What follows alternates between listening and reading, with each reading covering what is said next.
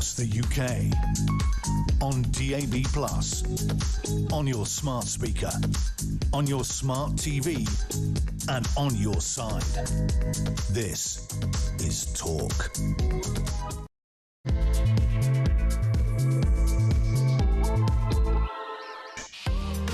Very good evening, I'm Peter Cardwell. It's great to be back on the Evening Exchange. I'm here all week now. Have you ever spent £110 on a pencil sharpener? What about £175 on chopsticks or £1,100 on a computerised telescope? We've all been there, except we haven't. But Peter Murrell did all this. He is the former husband of Nicola Sturgeon, and apparently she didn't notice. She was too busy being First Minister of Scotland. It's a very strange tale. We're going to talk about that. We're also going to talk about the absolute handbags in Makerfield. The nominations have closed. We will be telling you about all the different candidates who are there, but between Restore and Reform, and even indeed within Reform UK, there have been some significant developments, and Carol Vorderman asking for an apology from the candidate for Reform UK. We'll talk about all of that. We'll also talk about those scumbags who raped a teenage girl.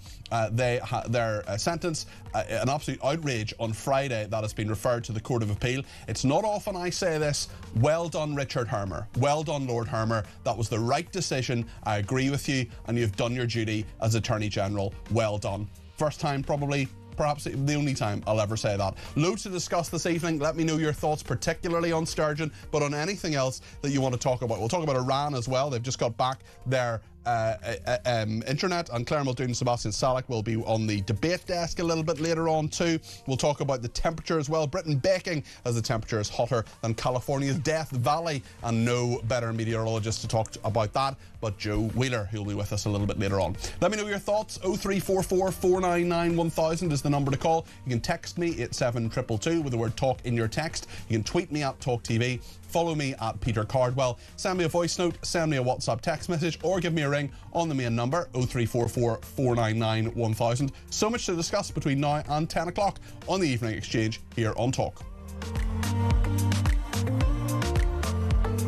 And a big thank you to Charlie Rowley for filling in on Friday and Monday. I hope you enjoyed his company, and thank you for joining me this evening. I was absolutely astonished, appalled, and it was just absolutely dreadful to see the details of that rape case on Friday. And the stupid judge, I was once told in my journalism career, never criticise a judge. Nonsense, I will happily do so. The judge who decided that the 3 teenage boys who got non-custodial sentences for the rape of 2 girls, who were 15 and 14 at the time of the sentencing, were given youth rehabilitation orders after the judge in the case says he wanted to avoid criminalising these children unnecessarily and support their reintegration into society. Well, the Prime Minister has been speaking about this, and he says it should be referred to the Court of Appeal. Now we know that his Attorney General, Lord Hermer, has done that. Let's see what the Prime Minister has been saying about this. I think it's a really distressing case. I think it's distressing for everybody to see, to hear about. The courage, frankly, of the girls to come forward is humbling, but it is distressing. I find it distressing as a politician. I find it distressing as a father.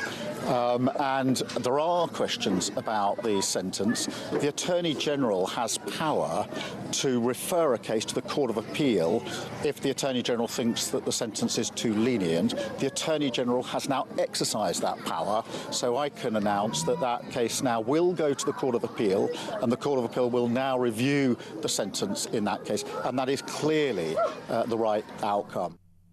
I agree with the Prime Minister. That is the right outcome. We'll talk about that a little bit later on with a victim of grooming gangs, and indeed her father. We'll talk about that a little bit later on. There's a big row in the Makerfield by-election as well, as I was talking about a second ago. Restore says Robin must withdraw from the Makerfield by-election or Burnham will win and in time become Labour PM, says Robin on text. He says Labour must be destroyed. Country Before Party, Rupert Lowe. If Restore effectively stop reform in this election, they will not be forgiven. Country Before Party. There's a lot to discuss in all of that. We now have the final list of candidates, and I will read that out a little bit later on to make sure you know every single person who is standing in the Makerfield by-election. But I want to talk about the Sturgeon and Peter Murrell nonsense, and just what we're expected to believe here. Front page of the Daily Record, absolutely hilarious this morning when they had Nicola Sturgeon as Manuel from Fawlty Towers. I know nothing.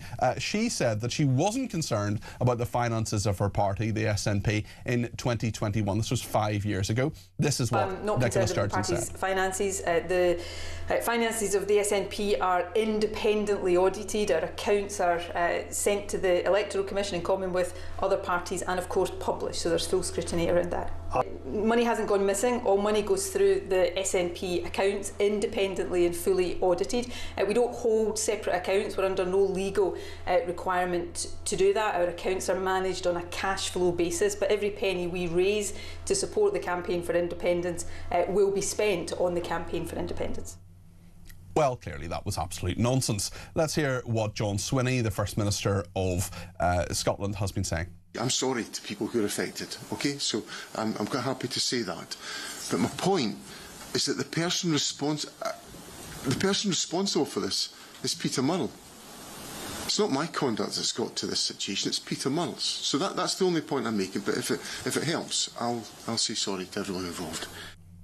If it helps, I'll say sorry. Taking responsibility. Who'd have thought? Well, John Nicholson, the journalist and broadcaster, is with me now. He's a former SNP MP and was a very good one when he was. John, what do you make of this? What a total mess. And some of the detail coming out of this as well, about £1,100 computerised telescopes.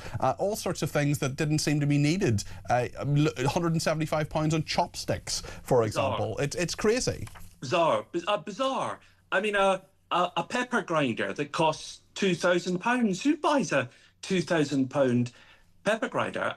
It is absolutely shocking, and I think all across Scotland people feel shocked and disappointed in the SNP. There's been misreporting about this and a blur, and I found that in 2024 when I was going around the doors campaigning in the general election, a lot of people thought this was public money which had gone missing, but it wasn't.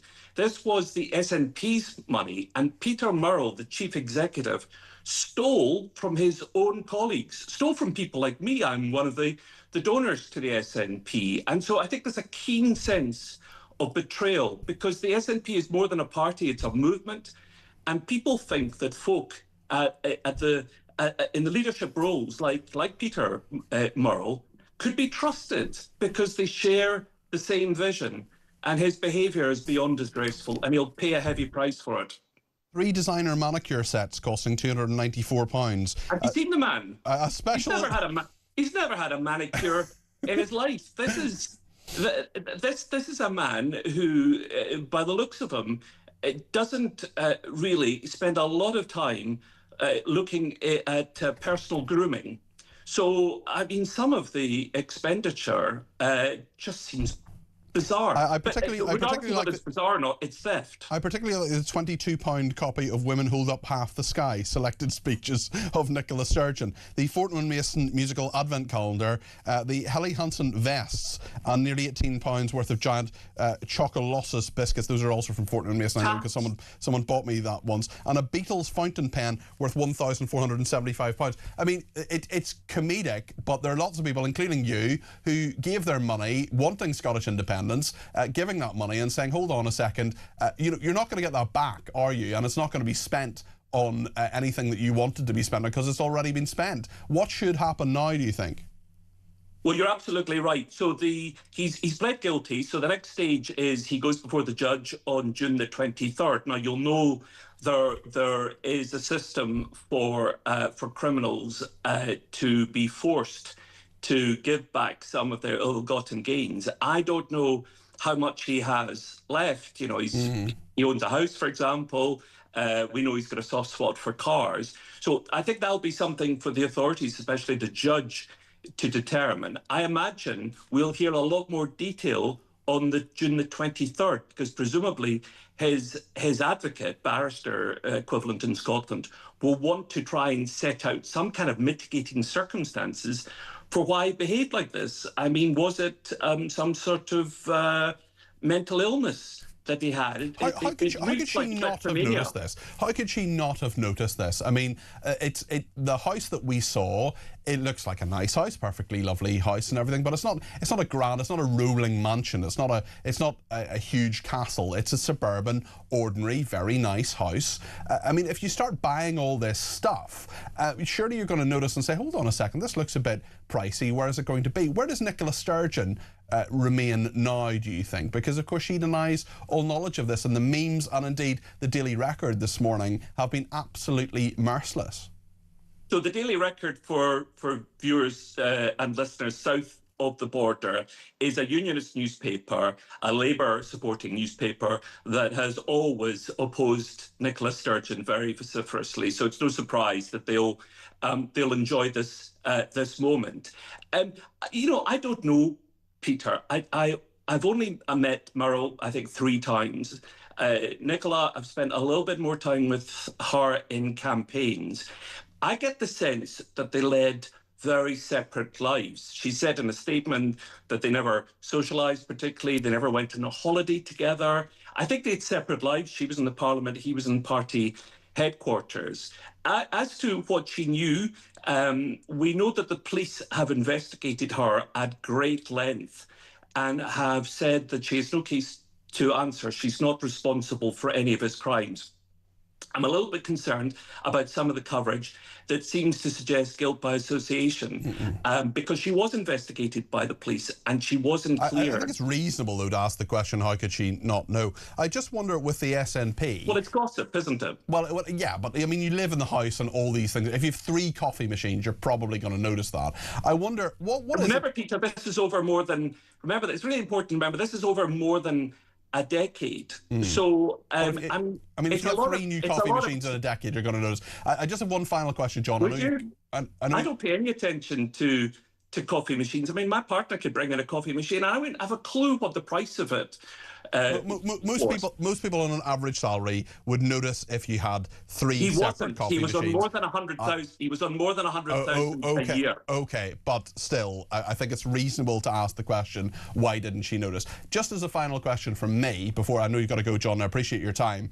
Why do you think the SNP is so Teflon? What is the reason? I mean, they've just done very well in the Scottish parliamentary elections, and there's been quite a number of scandals in recent years. Their numbers in Parliament have gone down, but in the by which I mean Westminster, in Scotland, their power seems to be unabated. What is the Teflon aspect of that, do you think?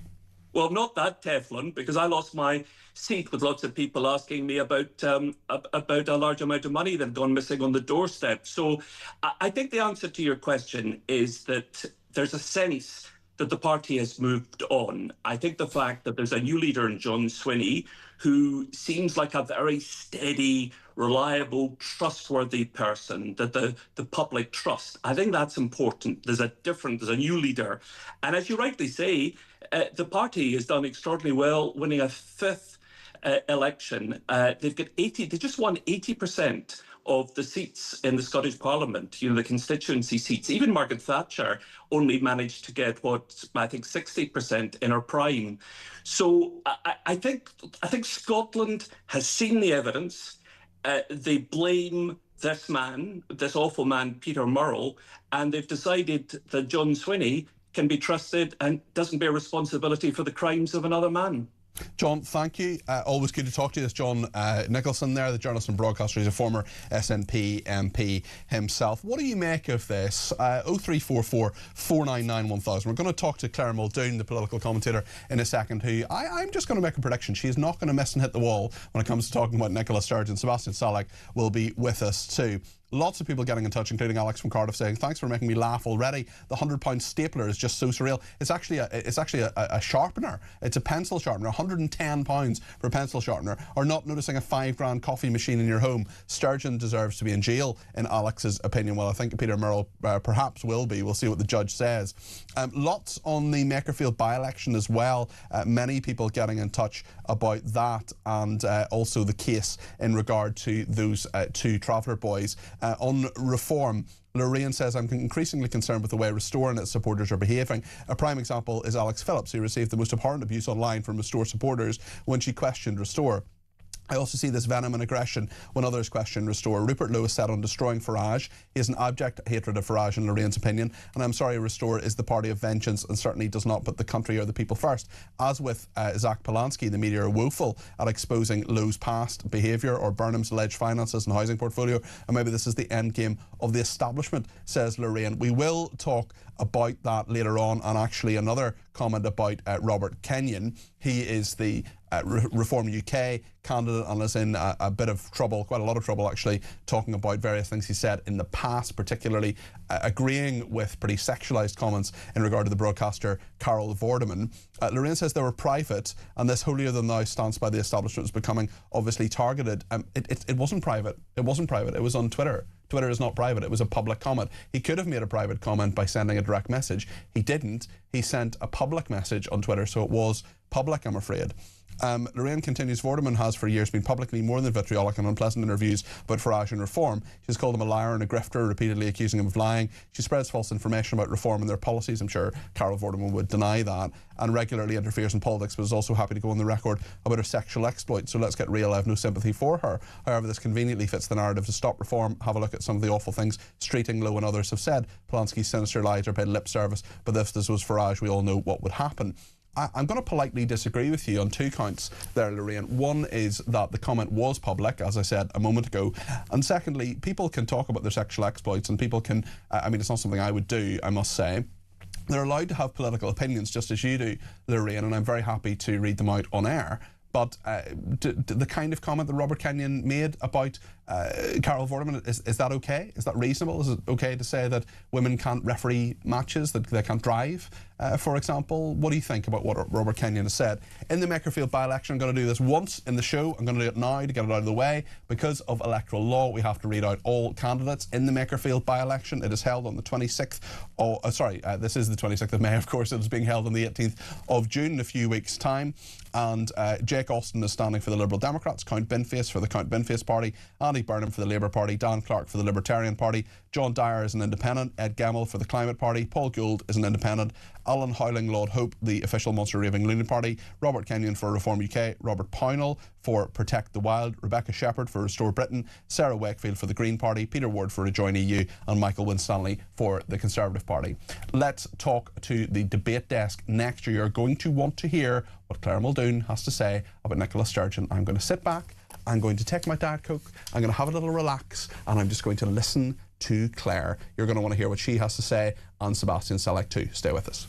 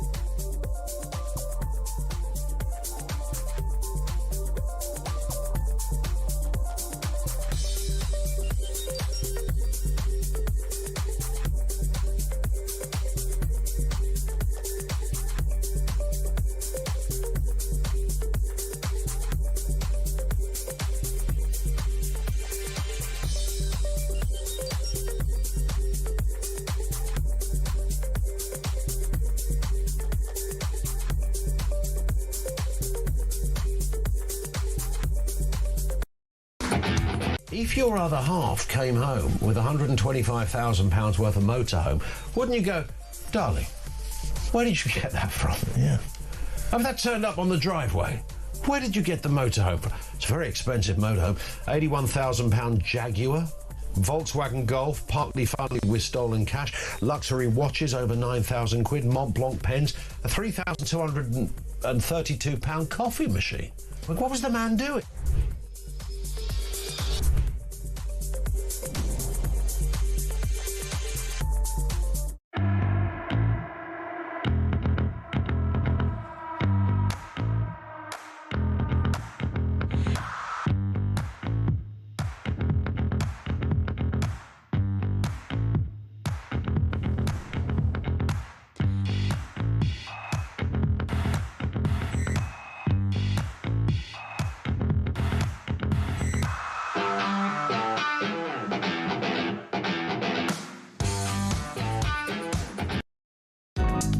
across the UK. On DAB+, on your smart speaker, on your smart TV, and on your side. This is Talk.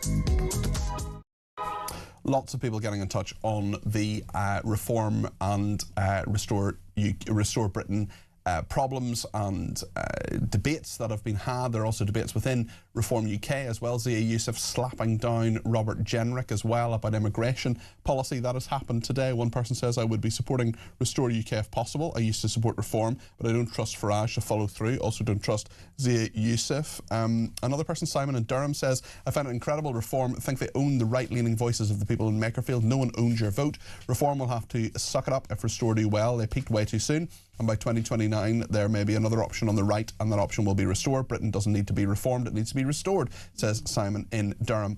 Nicola in Norfolk says, on Kev Show, it was noted that apparently when Nicola Sturgeon was interviewed by police for 10 hours, she answered all questions, no comment. So how can the investigation have been rigorous and thorough? And Amanda says, the mind boggles the thought of Nicola Sturgeon's husband dressed in his newly purchased onesie looking through his expensive telescope at goodness knows what, says Amanda. I think we'll just leave that there. On the salt and pepper shakers, Nat says, I'll have salt and pepper shakers for £2,000, please.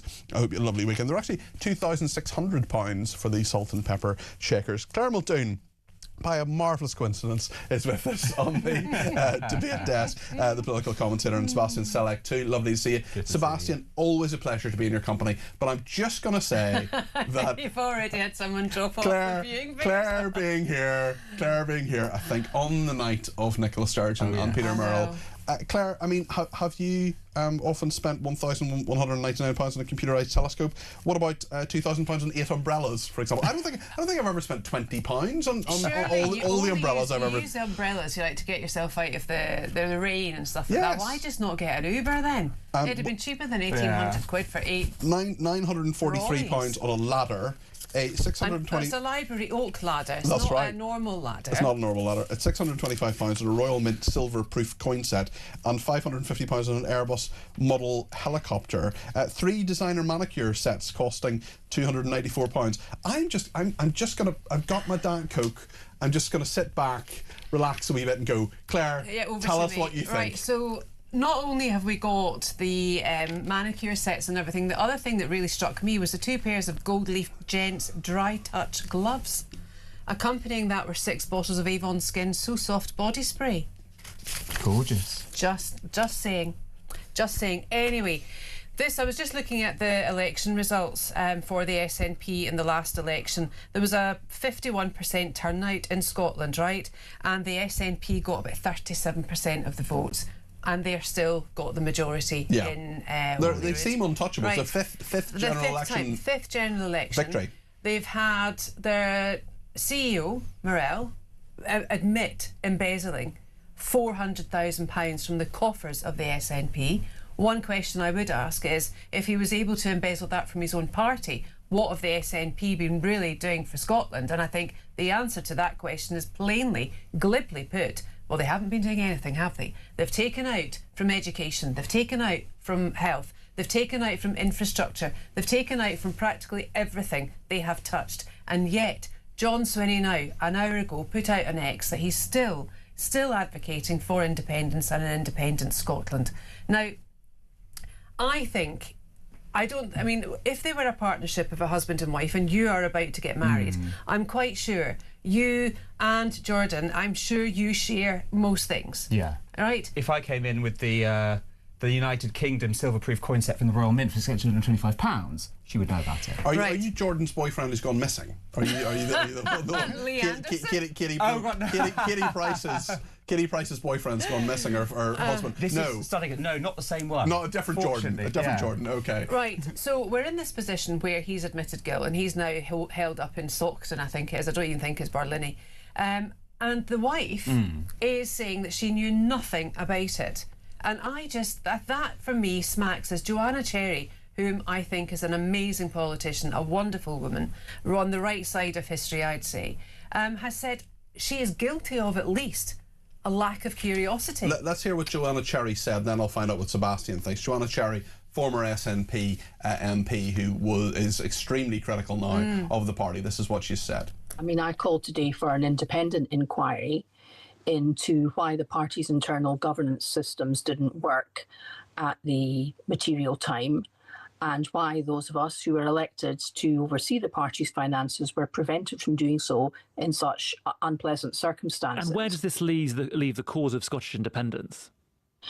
Well, I'm afraid to say that Nicola Sturgeon, during her leadership, reversed the independence strategy up a blind alley. And it now turns out that at the same time she was doing that, her husband was spending the money that people had donated for a second independence referendum campaign on feathering his own nest, which he shared with her, of course, at the material time. So it has been damaging to the cause of independence, but it's encouraging to see that at least opinion polls show at least half the population of Scotland still supports independence. That's Joanna Cherry speaking to the BBC yesterday. Quick reaction from Claire and then I'll come to Sebastian. So she resigned in 2021 because she thought there was an element of deception going on. She didn't like the direction that the SNP were going in. So she stood by her morals and she did the right thing, in my view. But Nicola Sturgeon, for her to have gone into police custody, right, and then come out and say, I've, really helping the arm of the law, I'm really doing what I can, I'm supporting and helping this investigation as much as I can. It's now been released today that she sat and said no comment the whole time. And made long protracted silences. As she will have been advised to by her lawyers. Amar Anwar, who has form. What do you make of this? Yeah, I mean, look, so much to say on this politically. I'm rather baffled, and I'm forced to reach the conclusion that there's more to this than meets the eye. Seriously? If you were, well, no, in the sense that if you were to embezzle £400,000, you wouldn't be seeing much from me because I'd be in my gîte in the Dordogne. I wouldn't be spending money on all these random things. And I think if you have tastes like this, you probably don't go into politics. If you have tastes like that, you wouldn't marry Nicola Sturgeon. No. I just wonder whether there's something else going on here. It's so utterly bizarre. It's reminiscent of the Expenser scandal, isn't it, where you get that rare peek into the tastes of MPs. It is utterly bizarre. A £60 designer bread bin, a Jamie Oliver wooden spoon set, 2 toilet seats costing nearly £70. Maybe that's what they cost, I don't know. A Le Creuset wine cooler and champagne opener set, an Oxo egg poacher, and almost £200 worth of cupboard organisers. I think they've really damaged the brands that are named here as well. I think Jura are having nightmares at being associated with their £3,500 coffee machine. I bet that's on your wedding list, actually. Well, yeah, I mean, there's some beautiful stuff on here, but imagine owning all of this. It's just a bizarre existence. And imagine your wife not knowing anything about it. Copy of the board game Monopoly, £19.79. Great game. Luxury handmade 90th birthday card at £5.85. The coffee machine that cost £3,231.90, and I mean, just the. It's you crazy. would, as a brand, you'd be quaking in your boots, wouldn't you? Because it'd be soiled and damaged. 3 Jacoby G&. bird feeders, £154.97. 8 umbrellas for £2,000. I mean, it just is. I mean, Le Creuset wine bottle opener, sleeve foil remover, and champagne and sparkling wine bottle opener, £57. I mean, is your wedding list as extensive as this? It is a fantasy wedding list, and then you've got the smaller items as well. Grand Theft Auto 5 for PlayStation 4. Weird. A game that largely revolves around. Well, let me put this into perspective. Around crashing into people's cars and abducting prostitutes. It's involved very in a weird big car crash, but it's just occurred to me. Camper van. Well, exactly. Let's not forget the camper van. Yeah. But it's just occurred to me that these items, I hadn't read the full extensive list until I came here tonight, but an oak library ladder, you don't need that in a modern house that they have in Uddingston. That must have been for Butte House. I don't know. It must have been. And I think if we can find out where these items were bought, then she did know. Well, also, did she or did she not live in her house? Apparently the what do you call it, the tent that they had, it looked like a forensic tent. That was to bring all the items out to people. No, it was. So people wouldn't see it. The police said, well, all these items are evidence, essentially. And if we start bringing out all this expensive stuff, the press will see what it is. So it's only now that we find out about the, she must never have visited her in-laws either to see that camper van parked up. There's a great story about that. I was telling Kev earlier, actually. So there's a brilliant journalist called Georgia Edkins. She used to work for the Mail on Sunday, and she was their Scottish political editor, and she literally went to the in-laws and was asking around the neighbours, and one of the neighbours said, have you seen the camper van? And that was it, and there was front page splash on the Mail on Sunday. It literally said, by the way, they've got that big camper van. She looked into it, and that was that. timing. Leslie has talked about this and says, do you think it's a coincidence that Peter Murrell pleaded guilty after the elections and the fact this is all come out after the Scottish elections? No, it's down to the courts organising the dates for his hearing, actually. And that's why it was after the elections. Nothing nefarious really in that.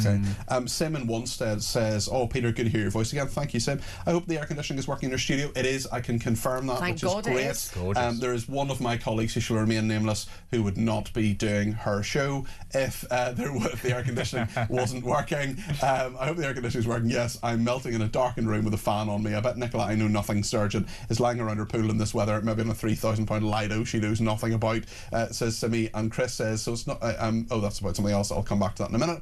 Robin says Murrell has admitted guilt, but without doubt others will have some guilt and complicity. What has Murrell been offered or promised to keep his mouth shut? Also, the purchases are so wide and varied and so ridiculously expensive, and perhaps some not even used. No excuses for Murrell, but I think there's something psychologically wrong with him. The purchasers are weird. Psychology not dissimilar to that of a kleptomaniac. Well, listen, I'm not a qualified medical professional. I'm not sure you are either, Robin, but it is a bit weird, Sebastian. That's exactly it, and it's just, you know, if you come into that amount of money, why do you spend it on these things? And I don't know, you can speculate, but there's a separate point really about donations as well. A lot of this money was donated by individuals, small amounts, and it's a really good way of raising money for political parties. It means you don't have to focus so deeply on large donors who then have a great sway over how your party is run and the policies that you push forward. But if I had donated to the SNP in the past, I certainly never would again. Well, I spoke to John Nicholson, who had, he's an MP, who had given to that fund. The money wasn't public money, it was money that people had donated to an independence fund, and the money was taken from that. Yeah, I know, and it's just, that goes back to my point. If they can do that, what else can he do, and what else has he done? It'll be very interesting to see what his sentence is. What do you think of Peter Murrell? What do you think of this affair, and what do you think should happen now? Do you believe Nicola Sturgeon, that she didn't know anything? There have been some very funny memes going around the front page of the Daily Record, no friend of the SNP, having her was Manuel from Fawlty Towers, I know nothing, and there are others of her with sort of dark glasses and a white stick and a guide dog and so on. So it's been pretty brutal, as Twitter can be. There's lots to discuss on a number of different issues. We're going to talk about the Makerfield by-election in a second. Also, Samantha, just before the break, says as Paul Burrell was prosecuted, I think you mean Peter Murrell rather than Paul Burrell. Paul Burrell was, of course, the butler to Princess Diana, who she called her rock, and then he was convicted of stealing things from her, and then I think it was overturned, if I remember correctly. Anyway, Peter Murrell was prosecuted in a Scottish court, why wasn't Nicola Sturgeon prosecuted as co-defendant? And if there was not enough evidence to get her guilty plea, at least the jury could have given the verdict of not proven of was her lack of prosecution politically motivated. You scratch my back, I'll scratch yours. Samantha, all these questions will be asked. The police, certainly Police Scotland, said they did their job and there wasn't a case to answer for Nicola Sturgeon. We have to believe them. I suppose that is the state of affairs there, but certainly in the court of public opinion, many people are and will continue to ask questions about Nicola Sturgeon. We'll talk about the story about these young boys who were raping two young girls as well. There's loads I want to talk to Sebastian and Claire about. Lots of other stories too, and I want your thoughts on all of them. 0344 499 1000. Stay with us.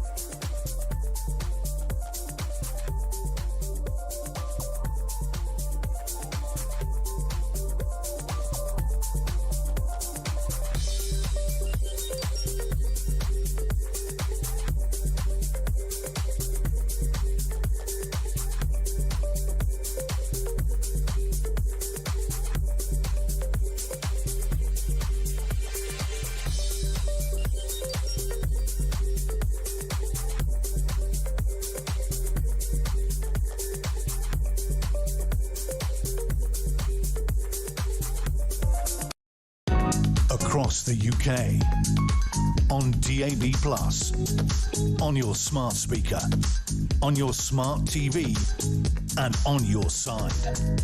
This is Talk.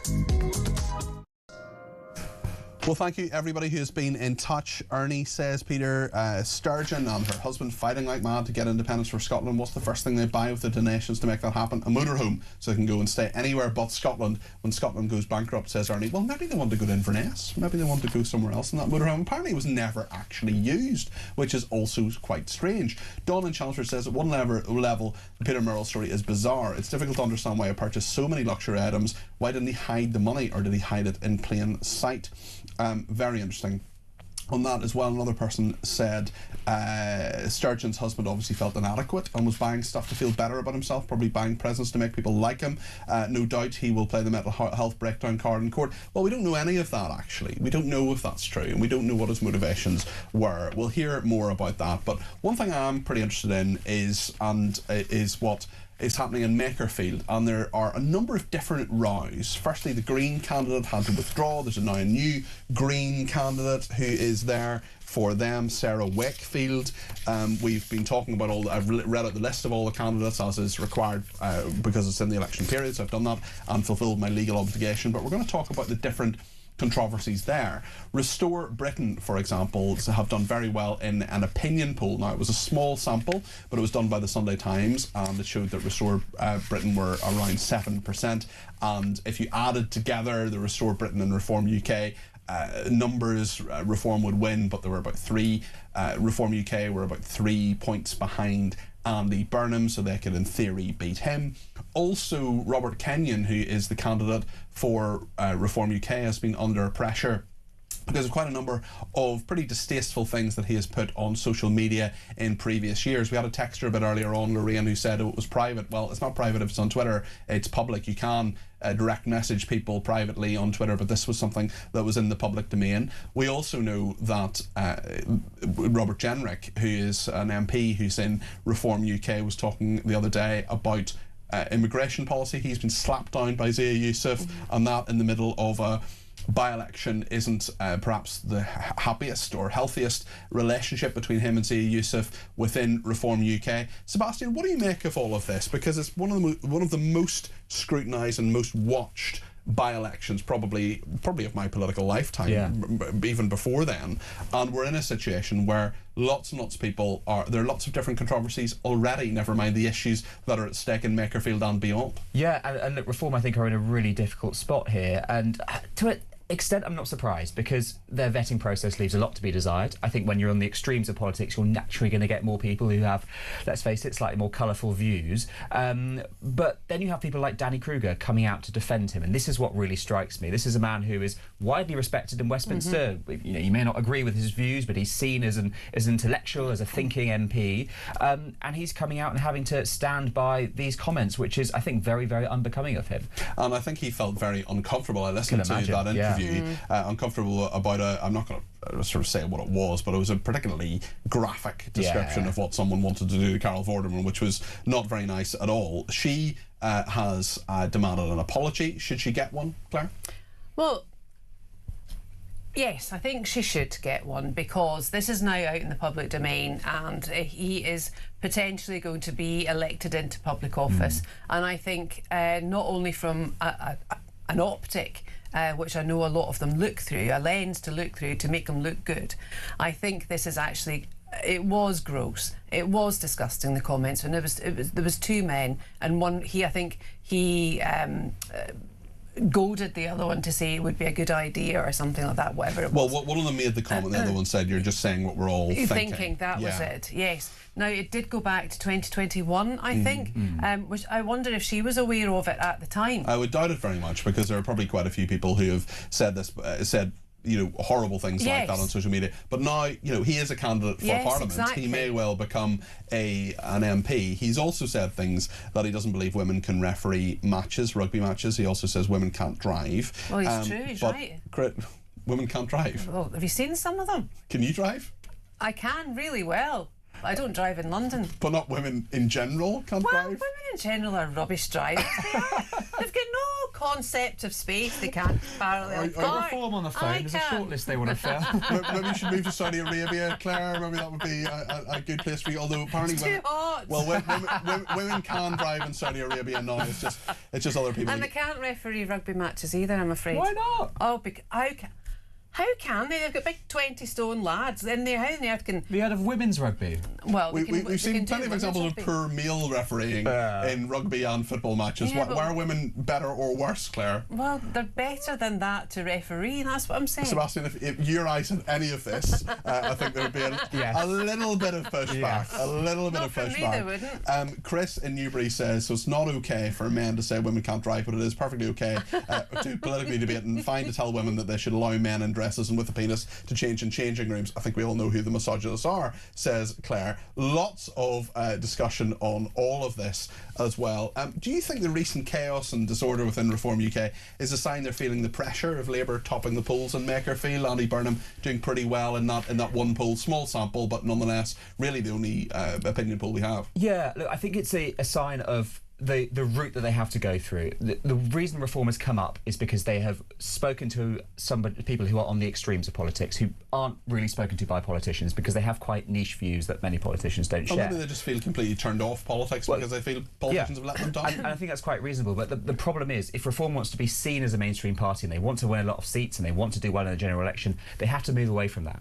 And you can't. But they are a mainstream party. They are. They already are. They've, in the council election, for example, they won 1,500 seats. True. I mean, they're leading in the polls nationally. They are a mainstream party. Yes, but if you want to win, if you want to run the country, you can't be putting up candidates like this. This is the kind of candidate you can put up if you are low in the polls and have a clutch of MPs, as they do, really. And they have to move away from that. They have to professionalise, they have to operationalise, and they have to be a little bit more moderate. That kind of smacks in the face of what Reform actually are, because they want very much the grassroots level MP. They want the MP to come from the constituency that has an idea. But yes, but you're not going to get the whole polished article. I think that is like taking your carbon and making it into a diamond. I think that is what they're trying to do. And I think it's quite...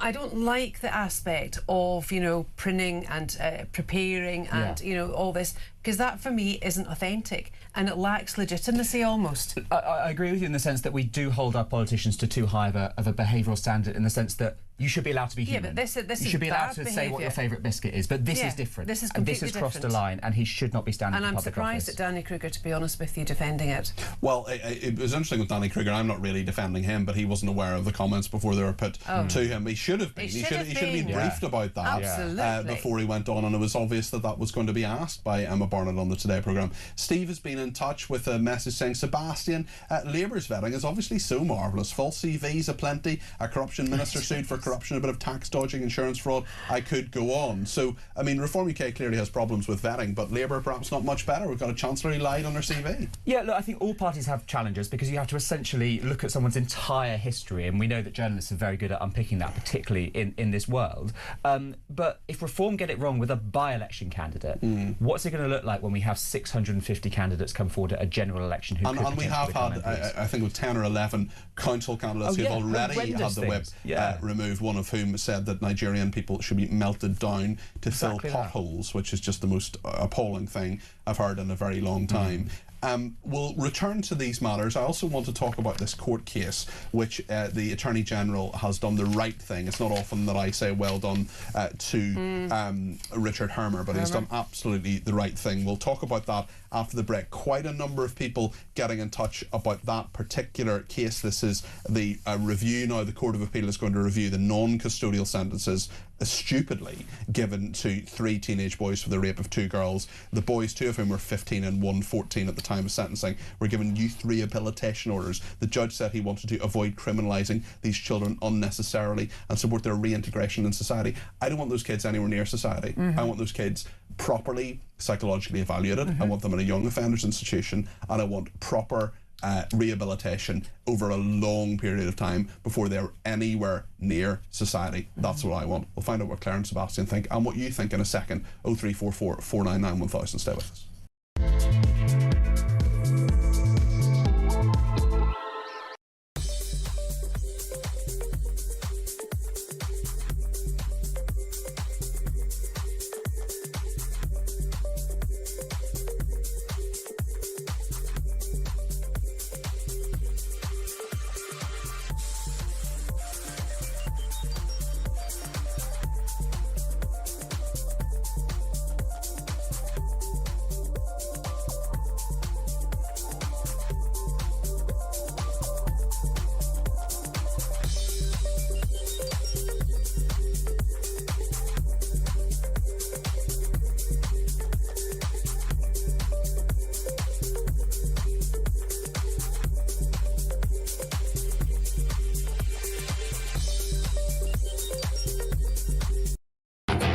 If your other half came home with £125,000 worth of motorhome, wouldn't you go, darling, where did you get that from? Yeah.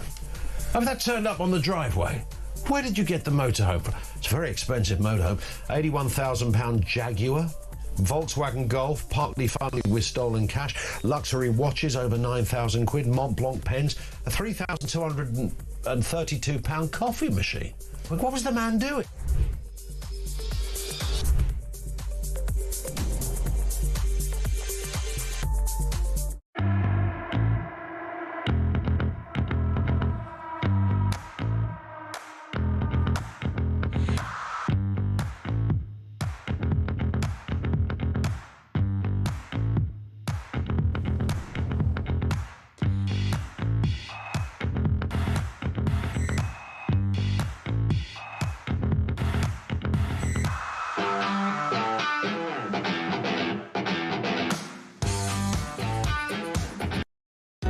Across the UK, on DAB+, on your smart speaker, on your smart TV, and on your side.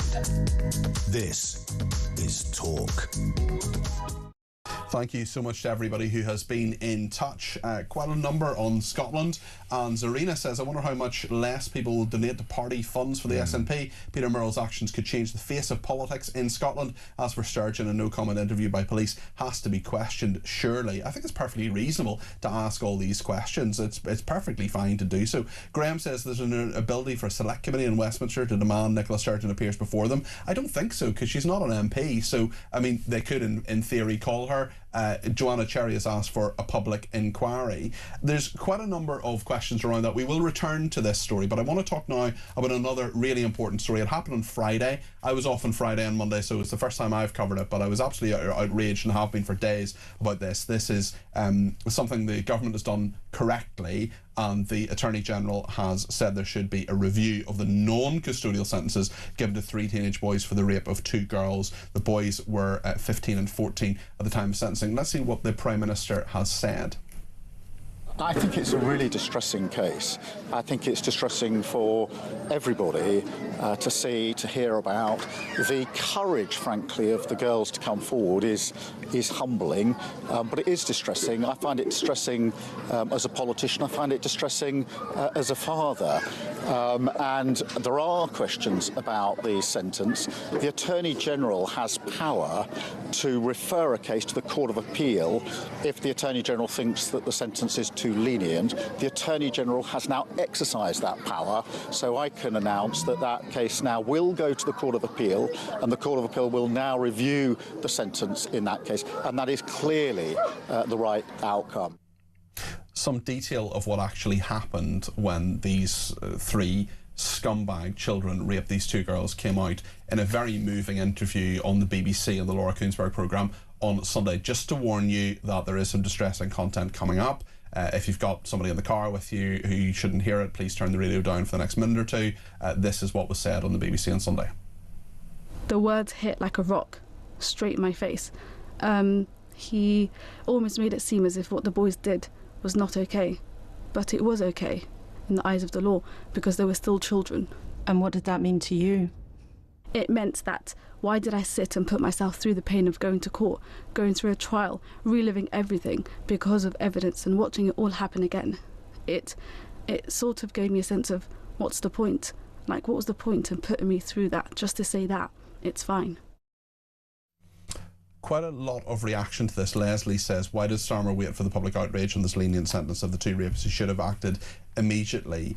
Mark and Selby says the rapists whose paltry sentences to be reviewed clearly have not been given the same legal advice that illegal immigrants get as they play the card of having different culture and views to the norm. It sounds incredulous, and yet I bet some brief will give it a run. British justice, the envy of no country anywhere. Robbie says Starmer should be telling us the judge who let the rapists off has been sacked, lost his pension and stripped of any titles the fool may hold. Sturgeon should have been charged as well and let the public find her guilty or not, says Robbie. Matthew and Cheltenham. I find it extraordinary that Starmer has now intervened in the sentencing of those two Traveller boys. However, when Lucy Connolly was convicted, it was very clear that he was in no position to influence the judiciary. The guy's either a toothless hypocrite or he is willing and unknowingly supported her conviction and sentencing. Regardless, this case should go to the Court of Appeal.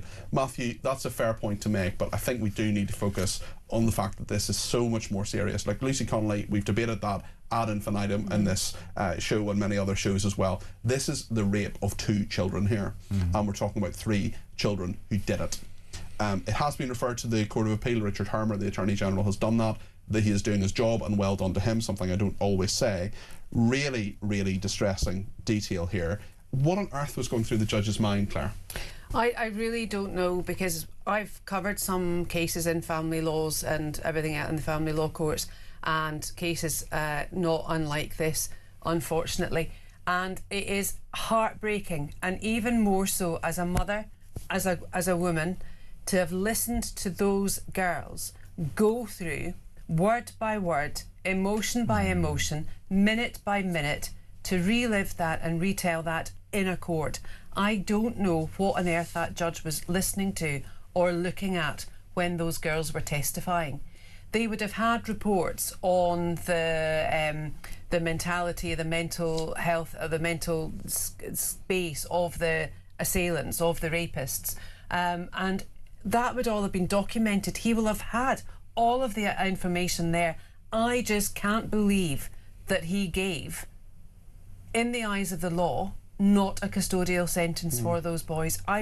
I just can't believe it. And I, like you, I'm not a Hermer fan, nor, of course, am I not a Starmer fan. He, of course, with his legal backing, his legal upbringing and legal profession, he clearly must have known at the time, Starmer, I mean, that it wasn't the right sentence and it wasn't the right thing to do. So I actually am very thankful to the both of them that this will now be sent to the Court of Appeal, and let's hope that it's managed properly, and a proper sentence, a proper custodial sentence, will then be handed down. It's worth remembering what happened, because in the first attack, a 15-year-old girl was raped by 2 of the defendants, both aged 14 at the time.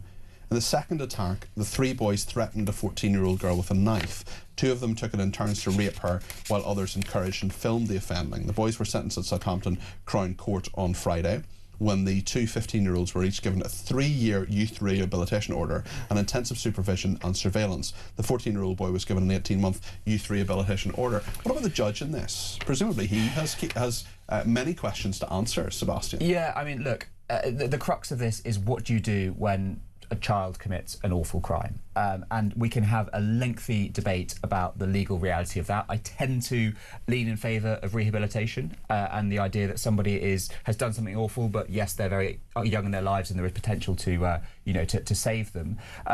But you've just read the details out. So stomach-churningly awful that I don't think we can do anything else but have this case heard again, take it to appeal, and hopefully they are punished. I think this isn't rare case where punishment is part of the sentence. Punishment in this case, in my view, is part of the rehabilitation, to be honest with you, because it would be the owning up of this heinous crime. And we're told that one had an IQ in the bottom 1% of his contemporaries. This is all it's starting to come out now. One had ADHD, this, that, the next thing. I really don't care. The 14-year-old described as having a mild cognitive impairment. I mean, the point, I suppose, of a lot of this is they say that these orders, like a 3-year youth rehabilitation order, an 18-month youth rehabilitation order, can help in some way. We know that there were various times when James Bulger's killers, for example, were given second chances. We know that John Venables has gone on to be a prolific paedophile and sex offender, for example. And what about the parents in all of this? Do they bear some responsibility for children who rape or kill, Claire? Well, I would hope that the parents would actually turn them in. I don't know the surrounding information, how the police actually caught them and took the case to court. I mean, if it was my son that committed that, I'd be devastated. I'd want to kill him. I really, really would. Such would be my visceral contempt for what he did. I don't think that parents should bear the blame for their children doing something like this, because one you'd hope has never been witnessed in their home. Anything like this. We're going to talk to the grooming gang survivor Ellie Reynolds and her father Ian Piper in a few minutes on this. Just before we go to the news and come to the end of the debate desk, which I think has been excellent today, as it always is when Claire and Sebastian are there. Sebastian, your thoughts on whether social media is the new smoking? Yes, I'm really pleased we're having this discussion. I think we're getting one thing wrong. We're focusing on children. And I think this is an entirely societal issue. We are all victims of the addictive nature of social media. Are we trying to solve it for children whilst doing exactly the same thing ourselves and scrolling through social media? Well, that's exactly it. And on a micro level, in the sense that if you're a parent and you're on your phone, you're neglecting your children, but also we all take our phones to, open them when we wake up in the morning. So we take their phones to the toilets. That's quite common. We are addicted to these devices. Both common and uncommon. Well, that's it. Because they're designed to be addictive. Claire, comparing to smoking, which is it can be fatal, emphysema, lung cancer, and all the rest of it. Is that the right way to actually talk about this? I think that's actually quite a good analogy, because Isabel Hardman tonight in the Specky news brief actually said it was like 1950s with the big tobacco companies saying to the government, saying to all the health boards, it's not that bad for you. And they're trying to minimise it. They were trying to minimise it. Well, I think some of the evidence from children using or being exposed to far too much social media actually show that some went down the path of either killing, Brianna Jai's case, or killing themselves. And I know that there's two schools of thought from both parents of each of those children, and one of the parents says, yes, I'm for it, the other says, no, I'm not. But, and also smoking is a choice. But we know now that some mad law's been passed that you can't even buy a packet of cigarettes if you're born in a certain Yeah, that's right. Well, and that's going to continue. Yeah. Final thought on this, Sebastian? We're conflating two issues as well. There's the addictive element, which is really, really important and really, really new. It's only really been a thing since about 2020, when the algorithm changed and became less network focused and more interest focused. But the other aspect is the material that people are viewing, and that's always been possible for as long as the internet has existed. I grew up with the internet. I saw some weird stuff growing up because it was there, it was available. I was curious. A lot of weird instructions on how to jack a car, for example, which I never went on to do, but the material was there. And so we have to have a separate discussion about how children are accessing stuff they should be accessing. Okay. I'm really glad you said a car at the end of that. So did I. Becca says the Commons and the Lords need to scale it up for address to the Crown. The King then needs to get rid of this disgusting, vile judge, the poor victims. Ian says if someone suddenly bought me an expensive telescope, I'd definitely look into it. Fair point, so thank you, Ian, for that. Yes, £1,199 for a telescope. Lots to discuss on all of this. My thanks to Sebastian Selleck and indeed to Claire Muldoon, political commentators, both for a superb debate desk. We will hopefully see you next week. In just a second, we're going to speak to, in fact, I won't see you next week because I'm off. I'm on holiday in France. I'm just back from holiday and I'm going to have another one. So there we are.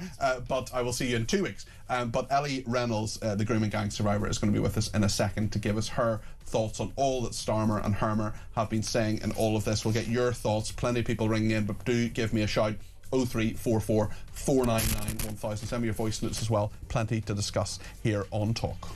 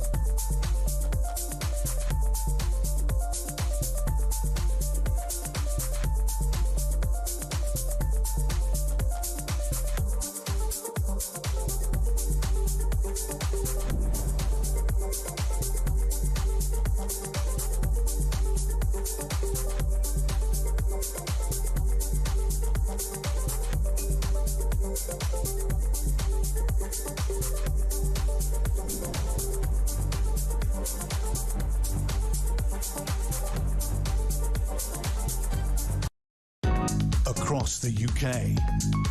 On DAB+, on your smart speaker, on your smart TV, and on your side. This is Talk.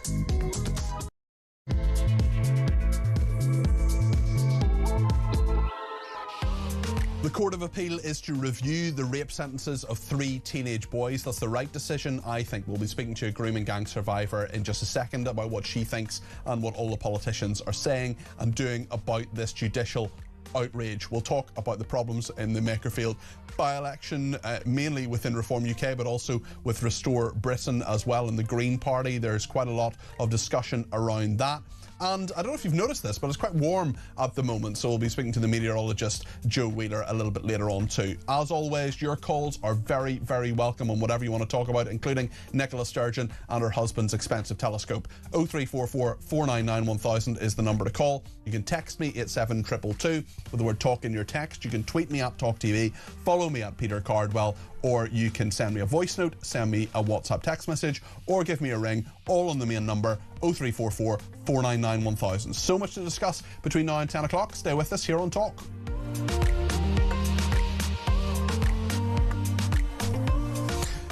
Well, Lord Hermer, the Attorney General, has done something right, and he has said that he is getting the Court of Appeal to review the non-custodial sentences given to 3 teenage boys, traveller boys, for the rape of 2 girls. Some of the detail is really horrendous and distressing. A 15-year-old girl raped by 2 of the defendants, both aged 14 at the time. In the second attack, the 3 boys threatened a 14-year-old girl with a knife. 2 of them took it in turns to rape her, while the others encouraged and filmed the offending. This sentencing was passed on Friday, and they were sentenced at Southampton Crown Court on the 21st of May, when the 2 15-year-olds were each given not custodial sentences, not sent to prison, but were instead given 3-year youth rehabilitation orders and intensive supervision and surveillance. The 14-year-old boy was given an 18-month youth rehabilitation order. And some of the comments of the judge are just absolutely horrendous as well. The Prime Minister has said there are questions about it, and it is right that Richard Hermer, KC, who is the Attorney General, has sent it to the Court of Appeal. It's interesting as well because Baroness Casey, who did a review of grooming gangs, rape gangs, has said that she feels personally responsible for many of the problems that have occurred since her review as well. And I want to speak to Ellie Reynolds, the grooming gang survivor, about all of this. Ellie, thank you for speaking to me this evening. I really appreciate it. And I wonder what you think first of the sentences to the 3 teenage rapists. I think with the sentences there, it's just evident that the country hasn't learned anything. You've got to question why boys this young almost normalising this sort of behaviour, and they're not getting any consequences from the government or authorities. Yes, and I mean, it's right, I think, that the Prime Minister has now said this is going to be sent to the Court of Appeal. But if you go through all of that, if you go through a court case, and I can't even imagine what it would be like, that process takes such a long time. There are so many different aspects of that case and how long it takes. Then you get a conviction and you think, okay, great, okay, justice has been done.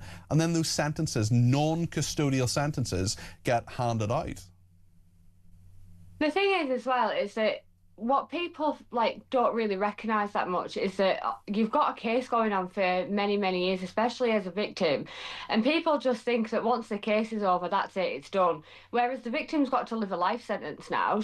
The poor girl's now got to go the rest of her life with mental health issues, no faith in authorities or the government, and these boys get a non-custodial, and they're more than capable of going out and doing it again. The Prime Minister has reacted to this and said that he is appalled as a father, he is appalled as a lawyer, he wants this to be sent to the Court of Appeal, and that has happened. Is that enough? The Prime Minister can pop his head up every now and then and say, oh, I really do care, but I think he's proved over the years that he really doesn't give a damn about the girls or the children in this country. What about the judge in this? I think they're all complicit, to be honest. I've had, my own personal experiences where you come to realise that they all pee in the same pot, if you will. They can be just as bad as each other. It's very rare that you find good people that want to do something that unfortunately gets shut down by the higher up anyway. Is that's how you feel? That's been your own experience? Yeah, that's absolutely how I feel. Remind us what happened to you, Ellie. So I'm a rape gang survivor from Barrow-in-Furness from the years 2013 until 2018. I went through absolutely horrendous ordeals, as you can imagine. My case is currently back open, but my story is very public if people want to go and see.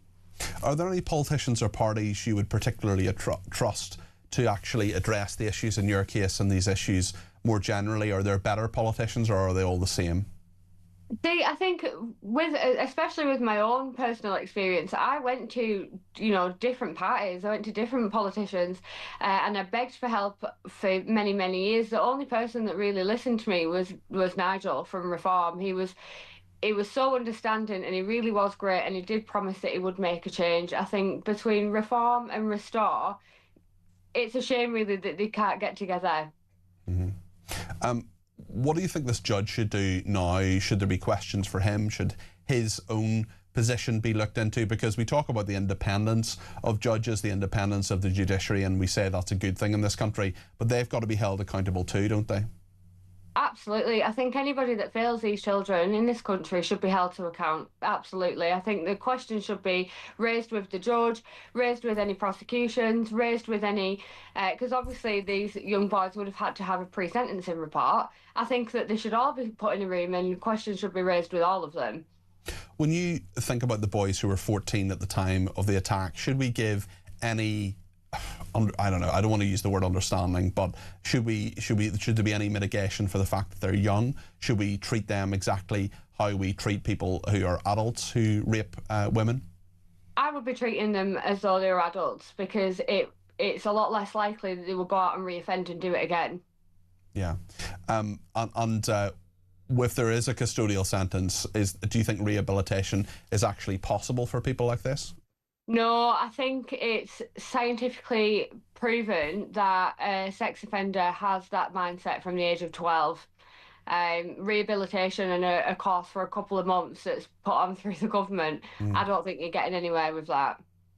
Ellie, listen, thanks for speaking to us. I wish you well in your own case, and perhaps we can talk about that at a later date, but obviously we want to be really careful about that, as you have been this evening, so I really appreciate your time this evening and for speaking to us and giving us your opinion on that.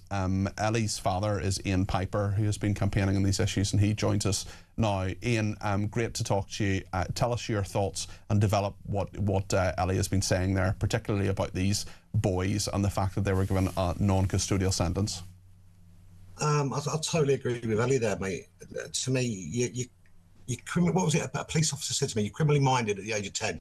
Mm-hmm, mm-hmm. So if you're going to go and commit such a serious crime as rape, then go for the sentencing guidelines, and there's a minimum sentence. It should be life, and that should carry on. To go lenient because they're 14-year-old is an absolute joke. It's disgusting. Like Ellie said, these girls have to live this day in, day out. They get trolled, they get harassed, and they get, your keyboard warriors going after them, and they have a life sentence. These lads have been given a tap on the wrist, don't do it again, boys, and they're out doing whatever they want. It's wrong. It's interesting, of course, that we think about the parents in this and what, if any, role they had. I'm sure you've had your own sort of fair share of, or less than fair share of criticism when it came to Ellie. Why did you allow her to go off with these people? Those sorts of questions, and we've talked about that before, Ian. But can you give me your thoughts about the parents of these boys and what, if any, responsibility they have, especially for 14-year-olds who get up to this absolutely vile and completely inexcusable behaviour? Any parent that condones their child committing that sort of crime should be in jail with their children, in my eyes. Mm-hmm. If it was one of my kids that went out and committed a heinous crime like that, I would personally drag them to the police and demand they're locked up for life. But the problem is, of course, that the parents may well have done that. We don't know in this case, but certainly, the trial was gone through, the conviction was given, and yet the sentencing was so light. That was the judge's decision. The conviction came, yet the sentencing was so light. There's a real problem there with at least one judge, if not many judges within this system. What should happen to him? he should be held accountable. Like Ellie said, you're reading far too many stories these days about judges being lenient on a lot of certain cases regarding sexual crimes against women, children and the elderly. And they're just getting away with it. These judges are just as complicit as the government are, as certain police officers are, and it's wrong. You know, they should be held accountable as well. There is guidance in sentencing guidelines that they should adhere to. Rape is rape and it carries a custodial sentence. What do you make of what Baroness Casey, Louise Casey, has said today, saying that she field grooming gang victims? Do you agree with her on that? Myself and my wife had the pleasure of meeting Louise Casey as part of her audit with Maggie Oliver and a lot of other brave survivors and their parents and family members. And the one thing myself and my wife noticed about Louise Casey during that day was she sat there, she listened, she looked at everybody in that room and made eye contact with them. She spoke to them and she had a heart and she took everything on board, and she was blunt and she was honest. And compared to this new panel that we've also sat and met with Maggie Oliver and these people again, they sat there, they listened, didn't say nothing. They looked around as though we wasn't in the room. And in my personal opinion, they heard nothing. You know, they sat there playing nodding dog with everybody, promised to have, you know, 3 monthly get-togethers with us all in that room. Nothing's happened. You know, if you're not going to do anything, don't sit there and lie. These kids have been through enough, and so's their families. Don't sit there and say that you've been tasked to come in and do this, that, and the other, and have crocodile tears in that room, and walk out of the room laughing your heads off, because they were seen laughing when they left that meeting. Yeah, okay. And I find that totally disrespectful. Do you think there'll ever be truth and justice when it comes to rape gangs? Do you think there'll ever be a sense that justice has been done in any reasonable way that means victims can truly move on? With this current government, never. Okay. Ian, listen, thank you for chatting to us. There's Ian Piper there, who's Ellie's father. We heard from Ellie a little bit earlier on, Ellie Reynolds there, the rape gangs survivor. What do you make of that? 0344 499 1000. Plenty of people getting in touch. Wendy says these lenient sentences are all by design. Get Britain used to the abuse and subjugation of women. It's working. We're becoming desensitised. Next, we'll just accept it. Then this leaves room for Sharia law. Donna in Birmingham says, evening Peter, evening Donna. Remember Judge Pickles in the late 80s and early 90s saying women who dress in a certain way were asking to be sexually abused, and when a woman says no, it doesn't actually mean no. I very much remember this. It was a national outrage. Well, times have not changed at all. Shame on this corrupt establishment, says Donna. Quite a lot. The judiciary in the UK needs a massive overhaul, says Elaine. Between activist judges and poor sentencing, it's a mess. Judges should be accountable, and then we have juries, which are also a problem, as demographics in the jury can affect the outcome. Shown in the Manchester Airport trial, we should be able to select juries better. Well, obviously there's ongoing, and there may well be a retrial in the Manchester Airport trial, so we'll be careful what we say about that. We need a more American-style system where we can move court cases to different areas, as shown in the pro-Palestinian trials. They get sympathetic juries depending on where the court case is held and get off scot-free. However, I do not agree with getting rid of juries altogether, as these judges cannot be trusted either, but Labour are not the party that will make these much needed changes. Amanda says, for goodness sake, why won't anyone dare admit the scandal will never be properly addressed, because the Muslim vote has to be protected at all costs, and it shows a massive flaw in the obsession with multiculturalism, says Amanda. Amanda, I totally get that. I totally appreciate that point, and we certainly talk about that and Islamism and the problems with culture on this programme.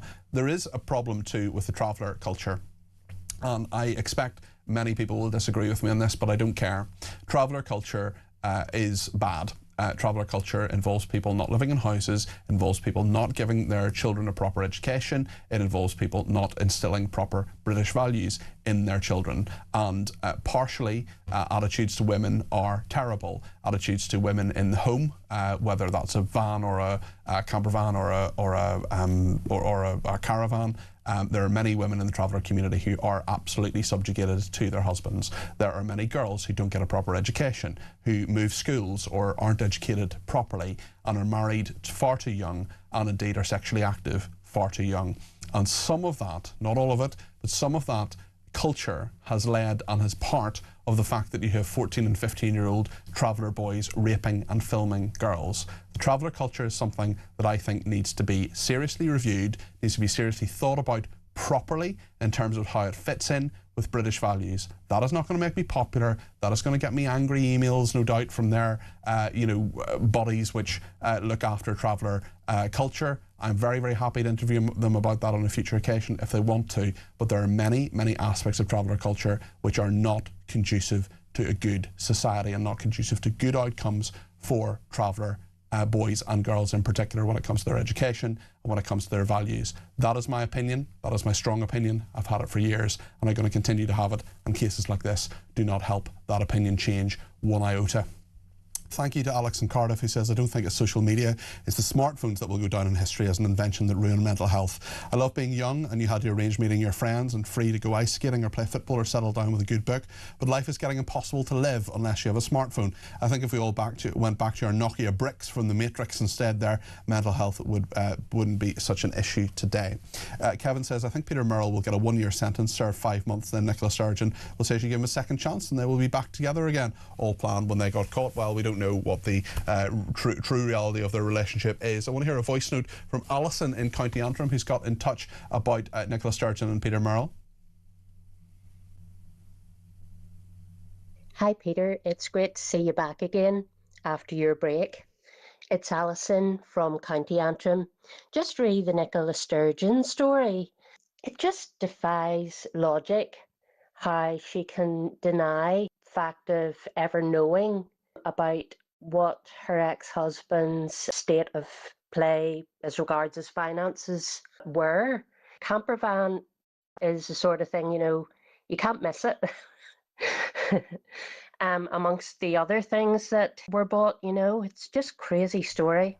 It is a crazy story, Alison, and thanks very much for your kind words about being back. And I actually went on Sunday evening at the Waterfront Hall in Belfast, which is one of the big venues in Belfast. I went with my parents and a very good friend of mine to see Peter Bleksley's show. It's called The Makings of a Murderer, The Undercover Detective, and I highly recommend it. It's in lots of different parts of the UK and Ireland, and if you go on his website, you will find out exactly where he is. I went to it. It was brilliant. I tweeted a little bit about it as well.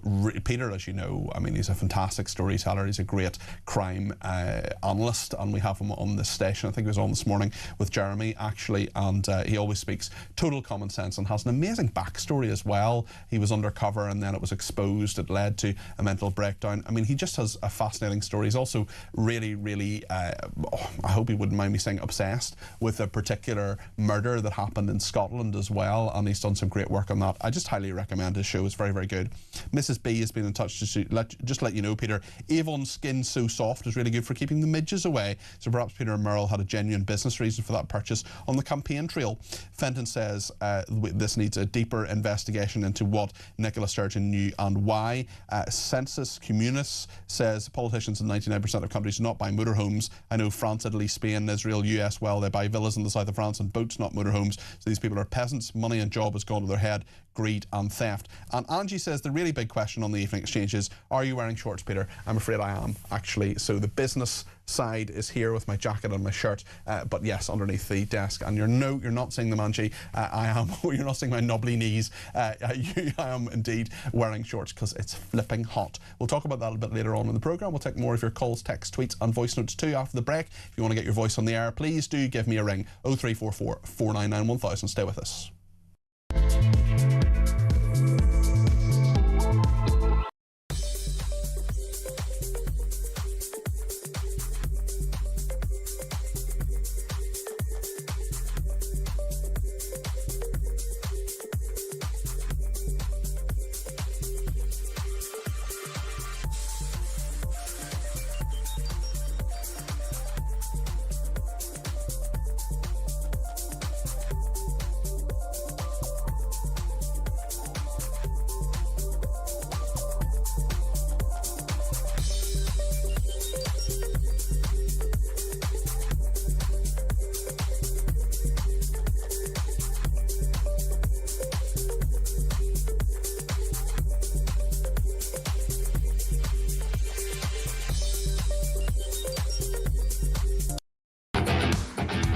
If your other half came home with £125,000 worth of motorhome, wouldn't you go, darling, where did you get that from? Yeah.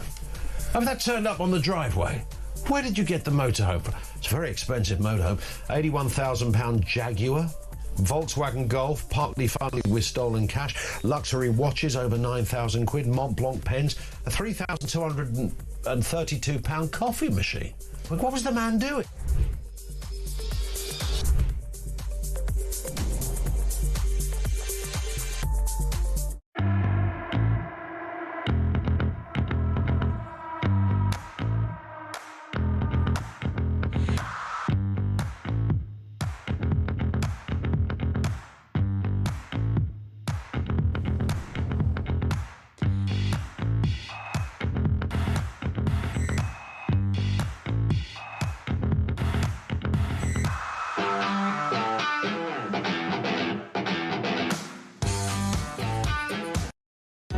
Across the UK, on DAB+, on your smart speaker, on your smart TV, and on your side. This is Talk.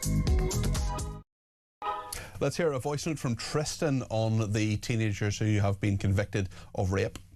With these kids that done this rape, I'm sorry, but I'm going to be very draconian. I think they should have 25 years in an adult prison, is what I think. Their life should be over. There shouldn't be any rehabilitation. I'm sorry, but what they did is just absolutely disgusting. Absolutely no sympathy. I don't care that they're teenagers or anything. Their life should be over. What they've done should never be accepted to be put into a young offence institute. Their life should be absolutely over. 25 years in an adult prison. Tristan, thank you for that. I think I agree with you, and I think a lot of people will agree with you too. Tommy's been in touch. He says, good evening, Peter. Good evening, Tommy. I totally agree with you about the traveller culture. If it was a group of lads from an Islamic culture, do you think it would be all over the media, or Starmer would have said anything? I would hope it would be. Melanie says, any rape is bad. Culture is no excuse. Anyone knows when a person is terrified and in pain. Violence and pain is the same no matter who has caused it, age, culture, whatever. I totally agree with you, Melanie. The problem is that we're dehumanising people. When young men are told or are taught or are part of a culture where women are lesser than them, when they're not equal citizens and when they're treated as, less than them, or they're sexual objects or whatever, they see them as less than human, and that's appalling, and that's what leads to this. That's part of that. Melanie also says the judge should be sacked and barred from being a judge again. The teenagers should go to a young offenders institution, and then in a year at 18 in an adult cell. If rape usually means 3 years in prison, which is insulting to victims, then this should result in at least 4 years. Disgusting. Well, I don't know about rape sentencing, but I would imagine aggravated rape and the filming and the knife to the throat and all the rest of it would increase the sentence. If it was an adult, certainly the aggravated aspect of it would, not that rape is ever acceptable, if there is a violence aspect, as in threatening of violence, use of a weapon, for example, that would increase the sentence. But some of the sentences that people are given for rape as adults are appalling. Adrian in Wolverhampton has some thoughts on this. He's given me a ring on 0344 499 1000. You're very welcome to the programme, Adrian. What would you like to say? Oh, hello, Pete. Thanks for taking my call. First, I'd like to say that I just cannot believe the sentence. This judge, I believe, if this had been his daughter, his wife, or his mother who had been the victim, I believe his sentence would have been totally different. It shows that there's a different line in class or culture or something. He just did not care. And what message does this send out, not just to girls who've been raped and other girls, but also to other rapists? They're saying, oh, look at this. I can get away with this. And then the thing is, if it goes to court, all I need to do is plead mental health. Get out of jail cards, no pun intended. But I think that this woke culture, this liberal culture, is gradually making the country a worse place. Listen, Adrian, I agree with every single word you've said. And what must have been going through the mind of the judge, where he thought, right, this is a 14-year-old who held a knife to the throat of a girl and then filmed when he and his mates were raping her. The three of them were raping her. Well, we'll just let him back in the street. Oh, that'll be all right. We'll give him a rehabilitation order. We'll send in a few social workers. We'll send in a few probation officers, and they'll sort him out. No, he's fine. Go back in the streets. Like, what leads a judge to think that and says, well, you've conducted yourself very well in this trial, you seem like some nice lads, oh, it was all a bit of a mistake, we'll give you another chance. I mean, throw the book at them. I'm sorry, this is just not something where there is any second chance or should ever be a second chance. It's liberal culture, and also the fact that this judge has no connection with reality in real life, but he would so much have that reality check if it had been, heaven forbid, but if it had been a relative of his, a young female relative of his, suddenly the lights would have gone on and he would have known. And it's people like him. I think that, you know, in our jobs, in our work, if we make mistakes, we get disciplined and everything. Yeah. I certainly hope he will be disciplined. The problem, I suppose, is, Adrian, that so much of the judiciary is independent and they want to say, well, you're meant to come to these conclusions. But even within sentencing guidelines, given what had happened, there must have been so much that is guidance that he was given, and I wonder about other cases that he has in the future as well, and what he's likely to do and say. But the fact that, you know, it is independent like that also encourages, well, I can do what I like, I can be liberal and woke and all of this.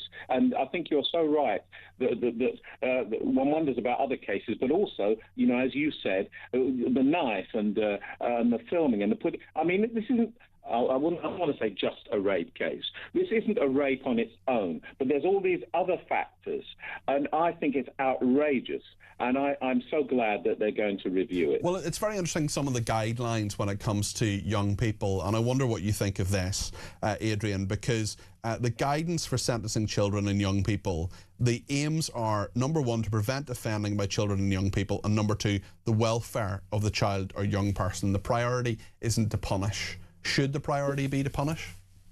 Punishment is definitely a part of it. Oh, yes, definitely. Otherwise, that word wouldn't exist. Yeah. This is the Christian culture. You know, the Bible speaks about it. I'm not talking about beheading and execution, but I'm saying that punishment is a part of it. As children, we were punished by our parents. Yes. If you don't punish, there's no deterrent. Oh, yes, there should be rehabilitation in there, but there should definitely be punishment.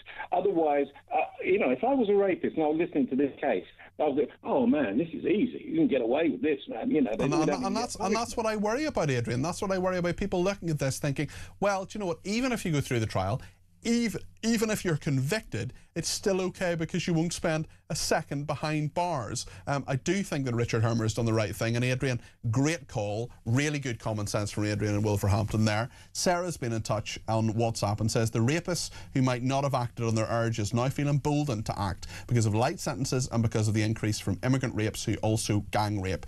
Every time there's a light sentence, or none in this case, it's a green light to anyone who fantasises about it. Until a proper punishment is given, it will get worse and worse and worse. It's already horrendous. I'm sceptical about this case anyway. It's perfect for Starmer and Hermer to garner favour from a public that hate them, and it conveniently doesn't involve illegal immigrants or Muslims, says Sarah. Well, listen, thank you for that. Thanks also to people who've been in touch about my comments on traveller culture as well.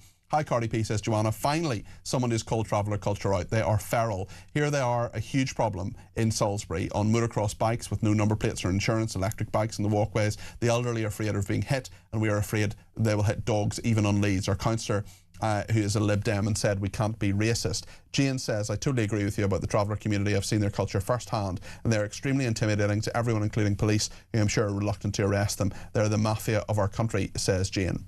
I was challenged on this rather robustly, actually, by a friend of mine recently. He said, Peter, you're far too down on travellers. I have met numerous travellers. I've reported on many members of the travelling community. I have yet to meet a single traveller who has not been dishonest with me. Maybe I will one day. Maybe I'm being too harsh on them. But certainly there is a problem, and I think their values are not British values. Michael is in Birmingham and has some thoughts on Robert Kenyon. We're talking as well a little bit more throughout this programme about the Makerfield by-election. Michael, you're very welcome to the programme. Robert Kenyon, the Reform UK candidate, has made some comments that are pretty distasteful. What do you think? Yeah. Hello, Peter. Nice to speak to you. Hi there, Michael. Good to talk to you again. Very, very quickly. I mean, glad you called out the traveller culture.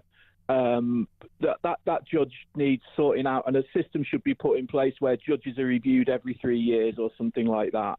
And it's Nicola Sturgeon, you know, with the telescope. She's guilty of tunnel vision if she couldn't see what was going on there. But very good. Yeah, but what I was going to say about the Makerfield thing, you know, look, what this guy said, I haven't seen every remark, and you know, it sounds pretty beyond the pale. I'm not disputing that. But on the other hand, let's just look at what other Labour left-wing politicians have said or have done. I mean, you know, for me, if any Labour politician, any politician has tweeted about being pro-Palestine or being on a pro-Palestine march, that to me is a huge red flag, and that's far more offensive than somebody talking about Carol Vorderman in her underwear. What if he said he was sorry? What if Robert Kenyon said, I'm sorry to Carol Vorderman, I'm sorry to anybody I've offended, I shouldn't have made those remarks, they were pretty stupid, it was 5 years ago, I apologise for them, by the way, I want to be your MP for Makerfield, let's move on. I think you can do no more than that, because there's going to be a lot of skeletons. I mean, look, just to continue my point, we've got a Home Secretary who I believe has been on pro-Palestine marches and photographs, and has been seen on islands in the Mediterranean handing out food parcels to illegal migrants. And I'm far more concerned that person is in charge of our migration policy than what Robert Kenyon thinks about Carol Vorderman. You know, it's about getting this in proportion. I mean, I don't think with social media you're ever gonna meet anybody who's squeaky clean. I was going to stand as a Reform councillor, and frankly, I haven't said anything about Carol Vorderman or any other woman like that, but I didn't want people raking over my tweets, so I don't really make them. Or you know, they might even listen to me on these calls. Not, you know. But should there be? I totally get what you're saying, Michael. I just wonder, should there be at least some vetting? Should there be at least some looking into what these people have said? Because I mean, for example, I think we can probably both agree. Forget about Robert Kenyon, but I think we can probably both agree. The councillor, for example, who said that Nigerian people should be melted down to fill in potholes. We can agree that's a horrible, dreadful, horrible racist thing to say. I mean, that should have been found before that person was a Reform UK candidate. Of course it should, and that is a massive, massive, massive failing. And if I can just indulge myself slightly for 1 second, Reform have made big impressions here in Birmingham, as well, you know. And I'm afraid that in my encounters with them so far, as a Reform member, they've been found wanting. I've had reason to. Birmingham Council haven't treated me very well. I've asked my Reform councillor to get involved, and the response has not been great. You know. So you haven't been too happy with how they're acting in your local area? Well, I just think maybe it's. I thought Reform would be different. That they would realise that there's people involved. This is people. I'm a person. And we're not. And they seem to be more concerned about the political machination, if that's the right word. It is, yeah, machinations, yeah. Of how Birmingham Council is going to work. Well, no, I'm a human being. I'm a Birmingham resident and Reform member who need a bit of help, and it's not there. It should be, Michael, and I hope you get the answers you need. I appreciate your call. Yeah, I'm sorry to bang that on, but that was not why I called. But, absolutely not, Michael. It's a perfectly reasonable point to make, and you've called me on numerous occasions, and every word you make, every word you say is always worth listening to. So thank you for your common sense, Michael. I really appreciate it. That's Michael in Birmingham there, and Adrian in Wolverhampton we heard about. I've got a voice note now from Mariana on the travelling community. Good evening, Peter. Anna, sorry, I totally agree with you about travel culture, but you know, the British people are being expected to put up with the feral behaviour of the travellers. I mean, they're vile. I can't stand the sight of them, but we're being expected to tolerate all sorts from every minority now, aren't we? It's like the minorities rule our lives with their vile behaviour. Enough, Peter. I don't think there's a person in this country that doesn't live in a caravan that won't agree with you. Thank you very much. Dawn in Chelmsford says, Peter, there are some countries with low crime rates. They have harsh punishments, so there's a solution to crime if we have the stomach for it, says Dawn. Sarah says, you're right about travellers. The only people who don't know that are people who've not had the misfortune of coming across them. Amanda says, the extraordinary decision by the judge on the rape case makes me wonder if he might have been got at. And another person says, where do these judges come from, like the ones defending illegal migrants? It's time to name and shame these people and start getting them out of the public, on the public domain, so we can see how utterly useless they are. Lots more to discuss.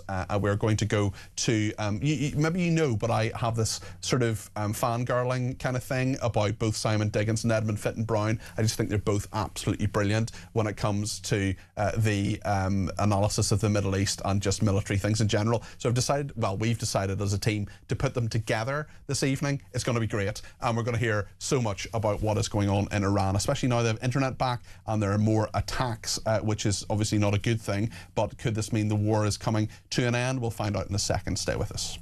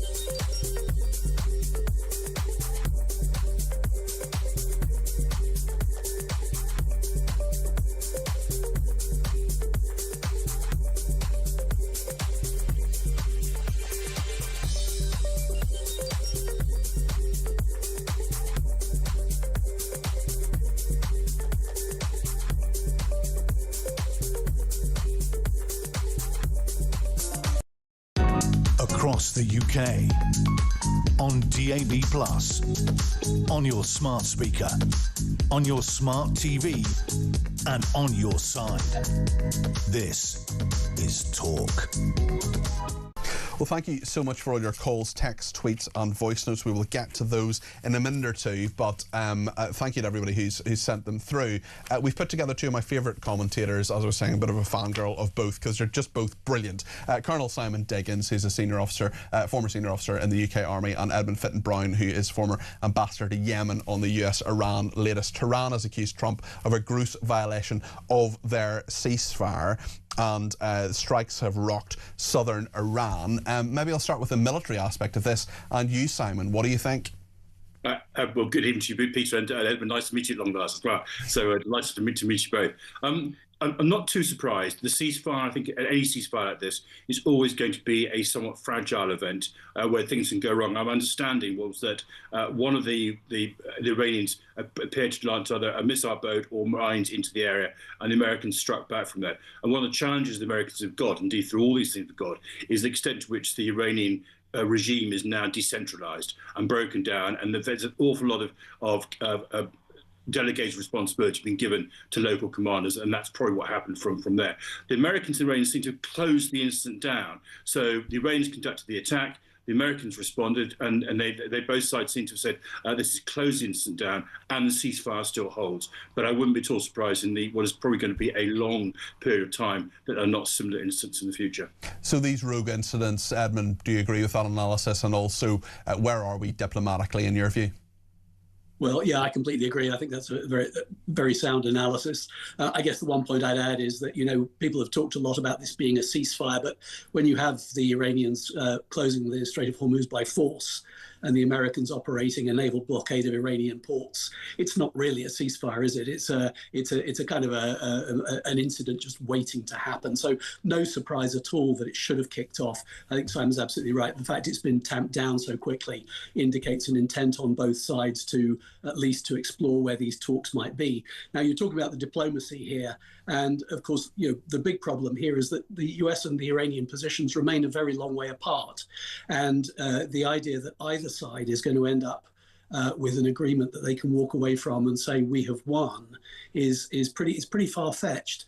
This is, I think, Trump's main problem. It's why he's showing a lot of sensitivity about these talks, and he's lashing out at various critics because he knows that if he does do a deal with Iran, unless the Iranians make some really unexpected concessions, it's going to be spun on this side of the Atlantic as a defeat. It does seem, Edmund, that every few days Trump comes out and says we're a bit closer to a deal, we're a bit closer to a deal. The sensitivity you mention is a very interesting thing, but are we any closer to a deal? I mean, in my view, we're not. I think that this can still go wrong more easily than it can go right. But the reason that it might come out with a deal is just the anxiety on both sides. The Iranians don't portray themselves as anxious, but of course they have taken an absolute hammering in this campaign, and they would like to get the chance to recover and rebuild and regroup. So, you know, in a sense, they talk a big game, but they also have taken a lot of hits, a little bit like the Houthis when they were happy enough to accept a ceasefire with the United States last year. On the American side, it's this political timetable. It's the worry about the elections. It's the worry about oil prices and the fact that Trump is now being attacked from both left and right on the war, and that is making him uncomfortable. And Simon, that point on those real-world consequences, the price of oil at the pumps for or gas or petrol at the pumps, for example, the fact that there are political consequences to all of this and military leadership consequences, as we've seen in the United States as well. This is all a cauldron of unpredictability and problems for Donald Trump. Will the sort of impetus for him be to get it over as quickly as possible at any cost, or do you think he has to save face? I think he's desperate for a deal of some sort, and it's interesting where the pressure's coming. I mean, the pressure's coming from all sorts of different directions. Those who want the Straits of Hormuz opened up, they're the sort of fundamental ones. There's pressure also from some Republican hardliners who are basically echoing the Israelis and say, finish the job. And then you've got the Israelis, and I think the Israelis are the other key element in this, where they're not necessarily going to play ball with Donald Trump. I mean, the Iranians want Hezbollah and Lebanon to be included in the ceasefire deal. Benjamin Netanyahu has already said, no, that's not acceptable. And we've seen already that there's been an increase in Israeli attacks into Lebanon at the moment, partly linked to what could be very positive, a positive thing, which are direct talks between the Israelis and the Lebanese, which is due to take place in the next 2 to 3 days. But that just adds to the kind of complications that Donald Trump has got to do. And also behind him, you've got people like the Saudis, Emiratis, Jordanians, who frankly have had absolutely up to here with the Iranians and do not want a settlement which basically leaves Iran as the dominant power in the Straits of Hormuz and overlooking the whole kind of Arabian Peninsula. That's not what they want. So Trump has got a very difficult problem to resolve.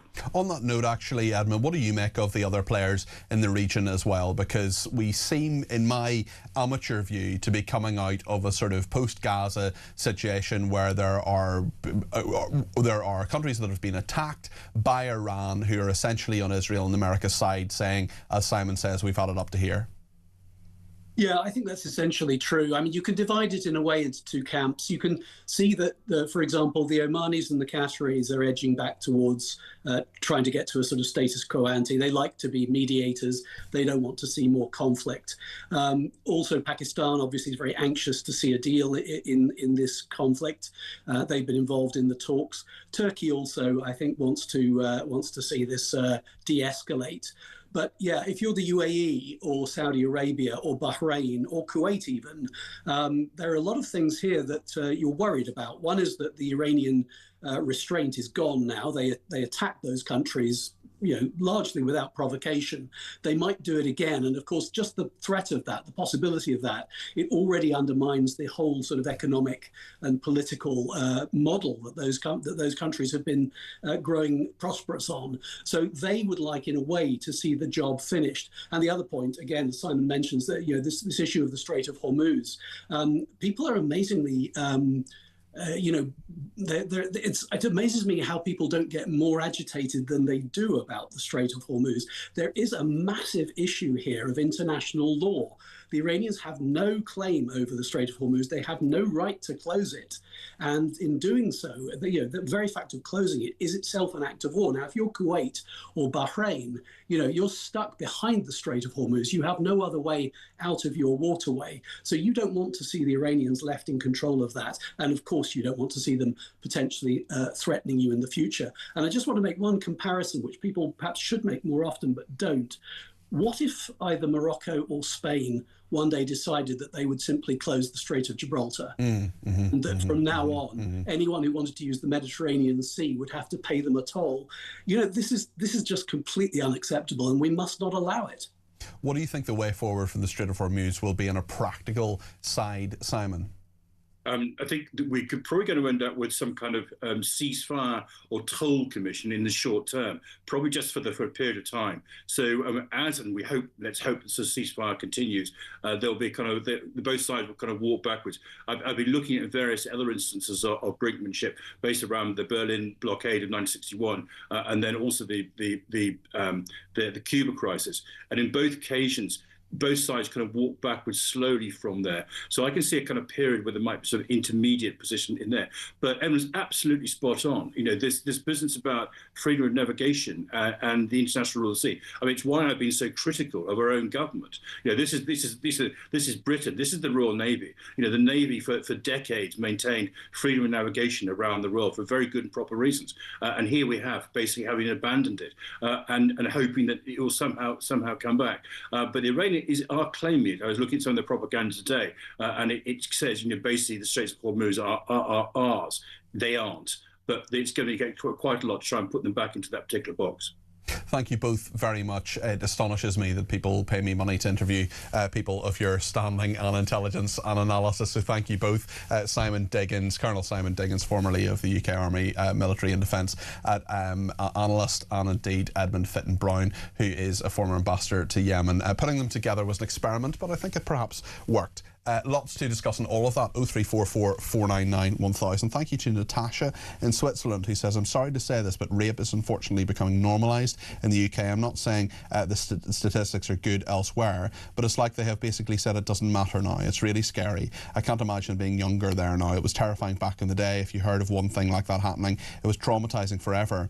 And now worse things daily. Basically, you have to take self-defence classes and trust no one and go nowhere. I can't imagine the strain of it. I mean, it's bad here in Europe and Switzerland too, but the government hasn't basically green-lit it. I'm sorry this is deliberately done. It's a choice to let normal women down for economic growth, for cheap labour. They don't care about the immigrants or the women. It's awful. Something needs to change.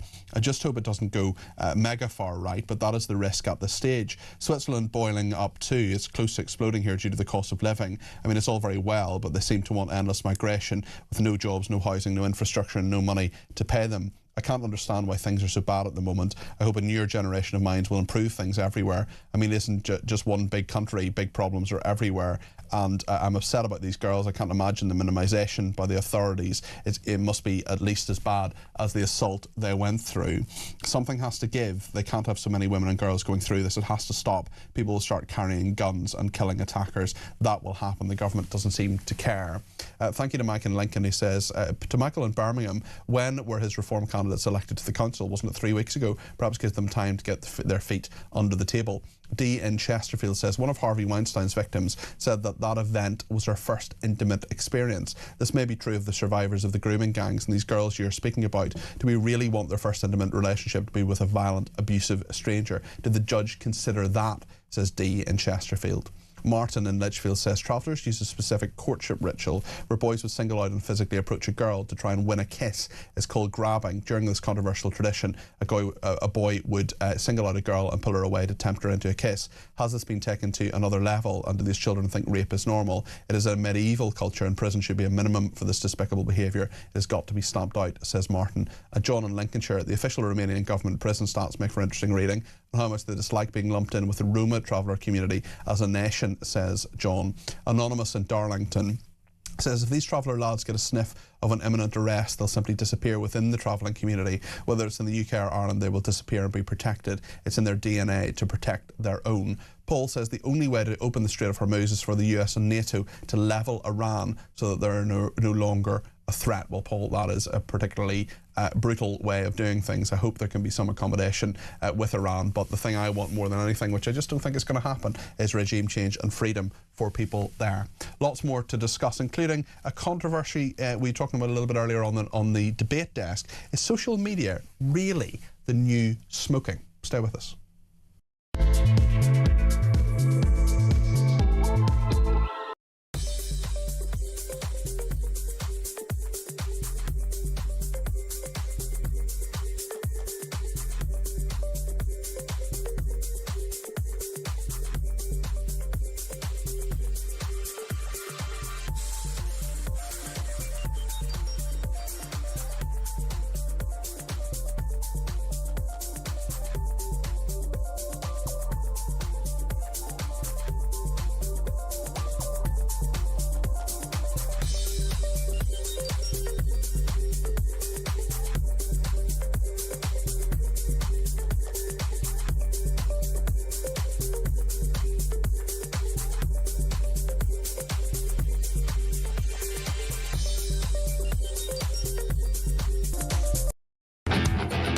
your other half came home with £125,000 worth of motorhome, wouldn't you go, darling, where did you get that from? Yeah. Have that turned up on the driveway? Where did you get the motorhome from? It's a very expensive motorhome. £81,000 Jaguar, Volkswagen Golf, partly funded with stolen cash, luxury watches over 9,000 quid, Mont Blanc pens, a £3,232 coffee machine. What was the man doing?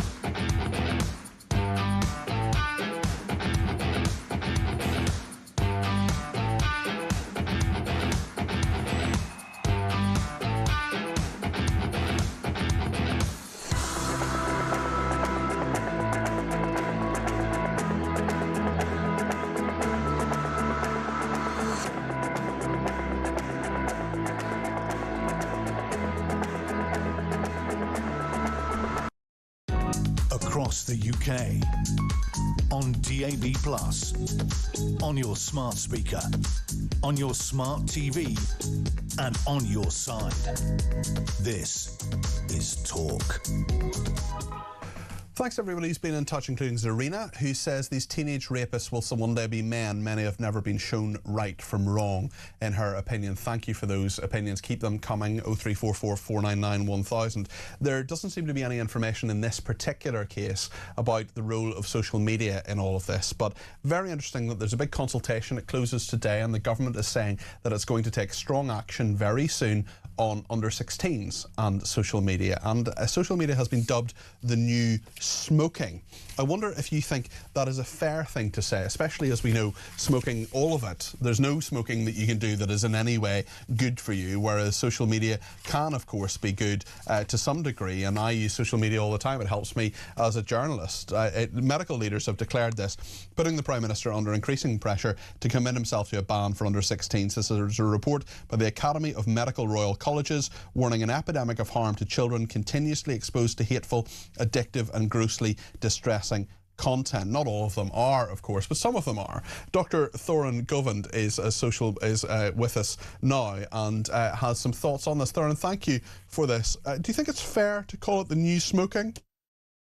Apologies, I'm a pharmacist and proud to be. Sorry, I think we've had a last minute change there, haven't we, Peter? But always lovely to join Apologist, you. A pharmacist and health commentator, Thorin. Apologies, little error there by me. Sincere apologies for that. Tell us what you think. The new smoking?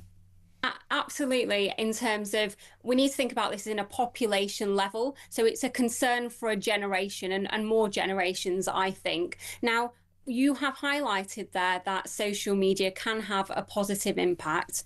But Peter, I've been concerned in recent days, and we were only talking about heat waves last week, but talking about that, we've had people commenting about sunscreen causing cancer on social media, which is factually incorrect. So the spread of misinformation so quickly is one of the big concerns to me when it comes to social media. Yeah, I know what you mean, and there's no doubt that it can be harmful and that misinformation and disinformation can occur there. The report says that social media and smartphone use ranks alongside smoking and wearing seatbelts in cars as a unifying force for the medical profession. I mean, my point on social media is it can actually be a good thing, whereas all smoking is bad. I don't think there's any smoking that's good. And not wearing seatbelts in cars is just really stupid. I mean, it's just a very straightforward thing that puts you at risk. Whereas I don't think any child using any social media is necessarily wrong. What do you think? I think it's a safeguarding issue. Medication in the wrong hands, medication at the wrong dose. It's all about what is the exact thing we're looking at and how is it being used. But I agree with that, but aren't they overreacting, and aren't they slightly going a bit far by saying this is like smoking? I agree that it's a concern for a generation. So seatbelts were a big concern at that time because people were just not in tune to the risk of them at that point. So right now we are coming to a head where, when I grew up, we didn't have social media, and then it became part of our lives. I remember getting Facebook, I think, in sixth form. But now we've got a generation who are basically almost handed an iPad as soon as they're born. And I think that we do need to look at that. Is that acceptable? Do we want to have a society like that?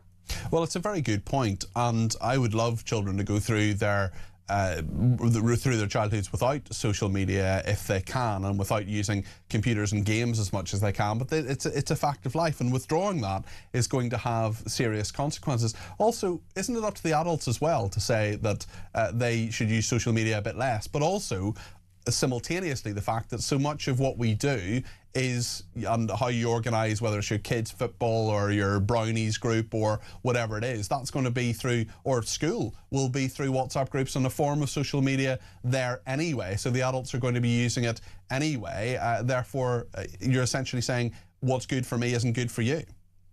Well, I think we need to look at a harm reduction model, not just banning it completely, because also how do you even enforce that ban and for under 16s? I think it's not just about access, it's also about the engagement on these platforms. These platforms, when you look at them, some of them in particular, very bright packaging, I would say, entirely meant to get you on there for hours and hours. So, if you've got it's definitely addictive. It is designed to be addictive. The algorithm makes it addictive. There's no doubt about that. If you've got a child at home, are you taking that away from them? I do think we need to trust parents with this to some extent. But if you stop something completely or ban a child from it completely, they are not learning how to use it safely and in the ways that we can get the benefits from it as well. Very interesting thoughts. Thank you for them. That is Thoran Govind there, pharmacist and health commentator on social media. What do you think? Is it fair to compare it to smoking? Is that a reasonable thing to say and do? Lots of other messages coming in on various other aspects. Jan has been in touch, says, hi Cardi P. Sorry, I think it's Jan actually. Jan the man from Blackburn. Jan is the man's name, isn't it? And Jan, I don't know, maybe Jan served for it. Yeah, it's Jan the man from Blackburn. I remember reading The Silver Sword, and the hero of The Silver Sword is Jan. Great name.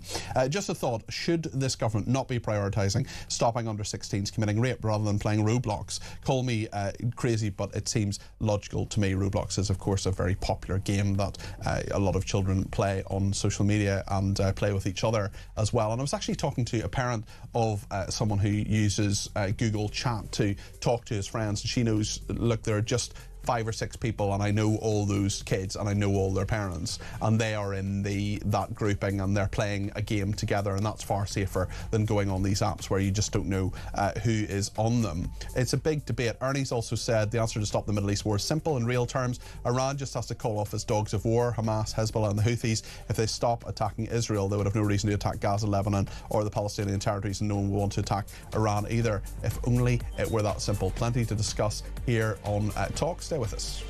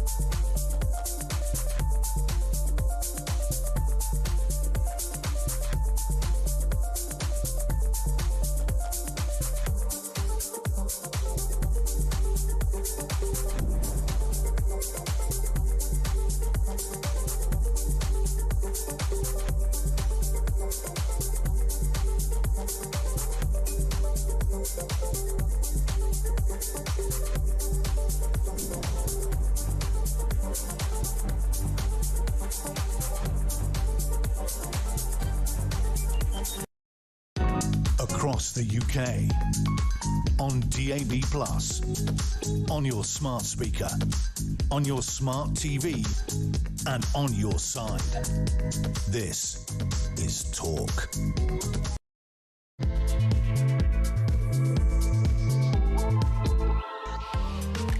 Well, thank you so much for your company here in the Evening Exchange. I'm Peter Cardwell, here right through until 10 o'clock and here every night this week. Loads to discuss, including that bizarre list of items that was bought by Peter Murrell. It sounds like the generation game, according to Annie, who's been in touch, and thank you for that. Lots of reaction to that. Peter Murrell is going to be sentenced in a few weeks' time for that embezzlement that he has admitted to. We're also talking about the intervention of the Prime Minister and indeed the Attorney General when it came to what appeared to be, to them anyway, and it definitely are as far as I'm concerned, unduly lenient sentences of two absolute scumbag rapists, three in fact, rapists from the travelling community who have raped two girls.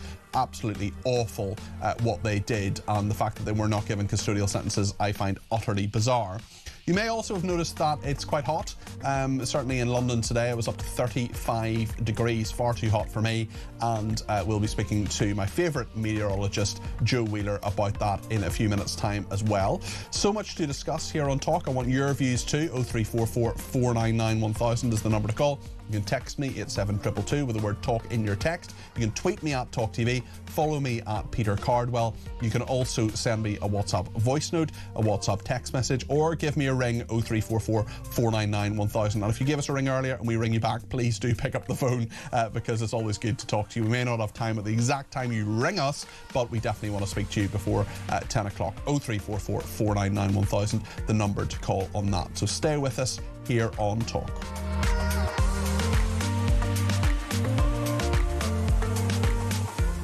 Jo sends a lovely message from Birmingham. She says, as a childhood sexual abuse survivor, my heart goes out to anyone in the same situation. I really hope anyone who needs it gets the help that they need. And if you go to talk.tv/helplines, there are a lot of different resources there. Jo also very kindly says, great to see you back. I hope you had a much needed rest. I did actually, although I'm cheating because I'm actually going on holiday next week. I'm going to be on holiday all of next week, where I was only home in Northern Ireland for a few days. And that was mainly, actually, not just to see my lovely mum and dad, but also to see Peter Blexley's new show, which was superb, and I highly recommend it. It's in many theatres around the UK and Ireland, and I can't recommend it highly enough. Peter Blexley, of course, a former Metropolitan Police detective and one of our crime commentators here at Talk.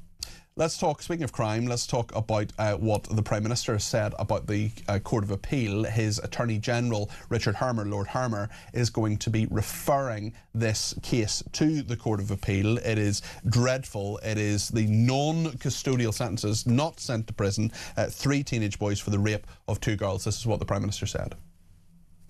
I think it's a really distressing case. I think it's distressing for everybody to hear about. The courage, frankly, of the girls to come forward is humbling, but it is distressing. I find it distressing as a politician. I find it distressing as a father.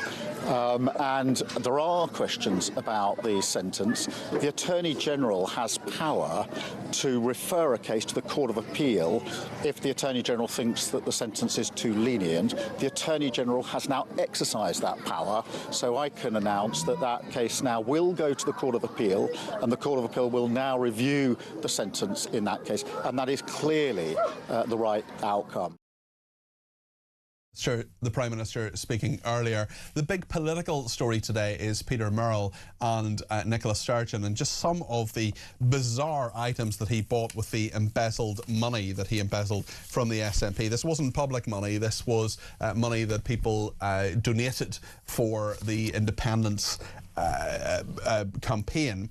A £3,200 luxury coffee machine, £2,000 worth of umbrellas, a 126-page indictment of Peter Murrell lays out these hundreds of purchases, said they were funded using money embezzled by the SNP. He has said that he did it. A computerised telescope, £1,199. He's thought to have spent £3,231 on a coffee machine, £2,618 on designer pepper and salt grinders. Apparently you can get designer pepper and salt grinders, they're a thing. And £943 on an oak library ladder, £625 on a Royal Mint silver-proof coin set, and £550 on an Airbus model helicopter. Why? Well, going back to 2001, 5 years ago, when a lot of this emerged, Nicola Sturgeon said she had no concerns about the SNP. Her husband, of course, was the chief executive, and he was trousering the cash. This is what she said in 2021. I'm not concerned about the party's finances. The finances of the SNP are independently audited. Our accounts are sent to the Electoral Commission in common with other parties, and of course published, so there's full scrutiny around that. Money hasn't gone missing. All money goes through the SNP accounts, independently and fully audited. We don't hold separate accounts. We're under no legal requirement to do that. Our accounts are managed on a cash flow basis, but every penny we raise to support the campaign for independence will be spent on the campaign for independence. Nicola Sturgeon speaking in 2021. Well, John Swinney, who is the current First Minister of Scotland, sort of-ish apologised today. I'm sorry to people who are affected, okay? So I'm quite happy to say that. But my point is that the person responsible for this is Peter Murrell. It's not my conduct that's got to this situation, it's Peter Murrell's. So that's the only point I'm making, but if it helps, I'll say sorry to everyone involved. If it helps, I'll say sorry to everyone involved. That was John Swinney, the Scottish First Minister, speaking yesterday. I should also tell you that Trump on Truth Social has made a post. We'll talk about that in a second. It's about Democrats being annoyed about Iran. We will come back to that in a second. For the meantime, Kevin Schofield is political editor at the Huffington Post UK. And I mean, I'm generally reasonably observant, Kevin, but I think you might be of the Scottish persuasion. Is that correct? You managed to work that one out. Well, hats off to your investigative power. Someone asked me recently what part of Scotland I was from, at which point I said the part that's in Northern Ireland. Anyway, what do you make of this Murrell Sturgeon craziness? It is utterly bizarre. It is an extraordinary political scandal, and I thought that John Swinney's comment there was just so tin-eared. Yes. If it helps, yes. I will apologise. I mean, extraordinary. These are people who have given money to the SNP who don't earn the money that Peter Murrell did, certainly don't earn the money that Nicola Sturgeon did as First Minister or as John Swinney does right now. And yet they have seen that money that they were given from their wages, which they thought was to the independence cause, being spent, as you just said there, on things like coffee machines, umbrellas, $2,500 salt and pepper grinders.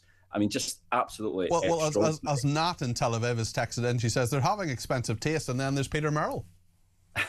I mean, £400,000 is absolutely mind-blowing, really, that this money, one, that he took it and spent it on all these lavish items, but also, that £400,000 could go missing from the SNP and no one account. noticed. And apparently no one knew. I mean, you heard that interview there from 2021, Nicola Sturgeon insisting there's nothing wrong with the finances, they're independently audited, there's no money has gone missing. Well, that was self-evidently untrue, and it was her own husband, the man that she shared a house with, shared her life with, who was doing the embezzling. I mean, it is extraordinary, and I don't think this is the end of the matter, far from it. It's interesting because, I mean, there are so many details in this. The £110 pencil sharpener and the £275 spent on chopsticks are particularly favourite items of mine. But Nicola Sturgeon says she didn't know anything about it. On the Daily Record, of course, no fan of the SNP, but nonetheless, I think is a brilliant front page today when they have her as Manuel and Fawlty Towers saying, I know nothing. When actually that is what the police appear to have come up with. But we know as well in her interviews about this, she simply said no comment at every possible time, is what we're told. Yeah, exactly.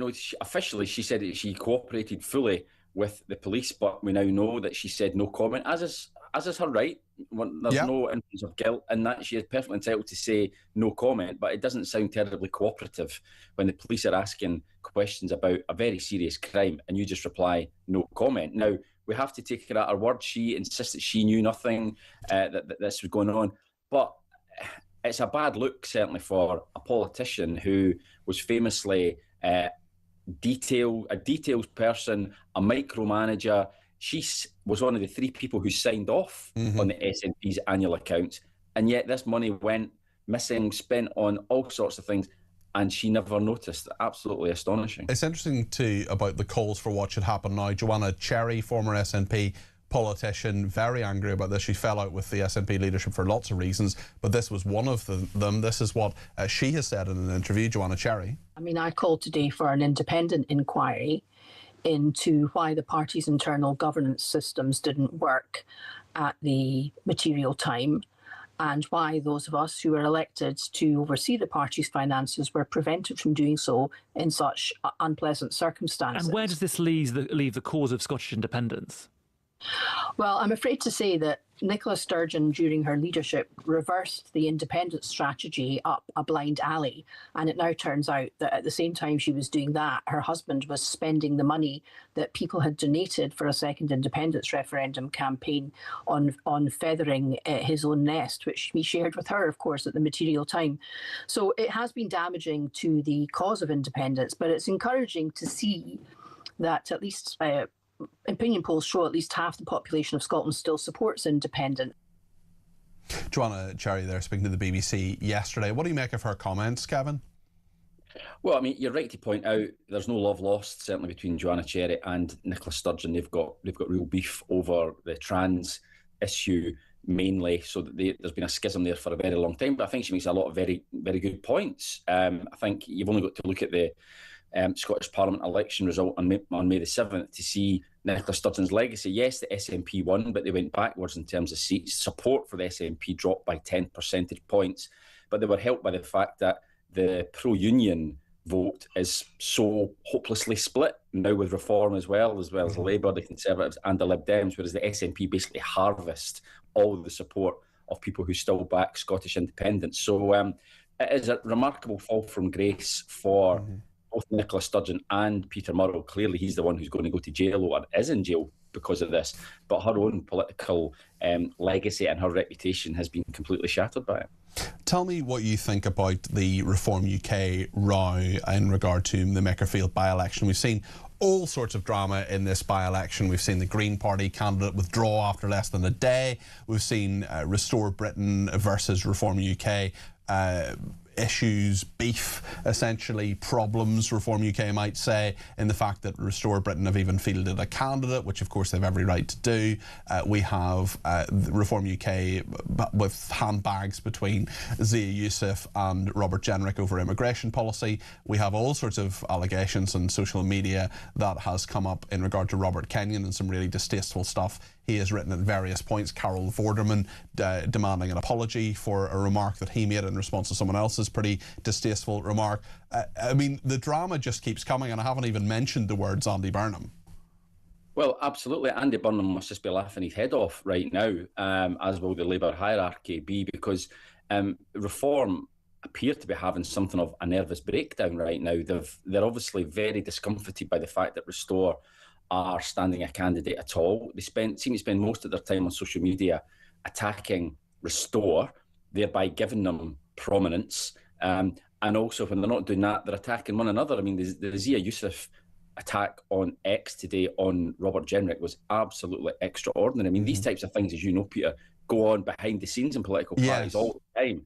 And that's perfectly understandable. That's normal. But to go on social media... Just tell us about that for people who might have missed it, Kevin, in terms of what happened, the immigration aspect of it, because I think it stemmed from Robert Jenrick speaking on Sunday on Sky News. Yeah, he gave an interview in which he set out the Reform policy as he understood it on the deportation of foreign nationals in social housing.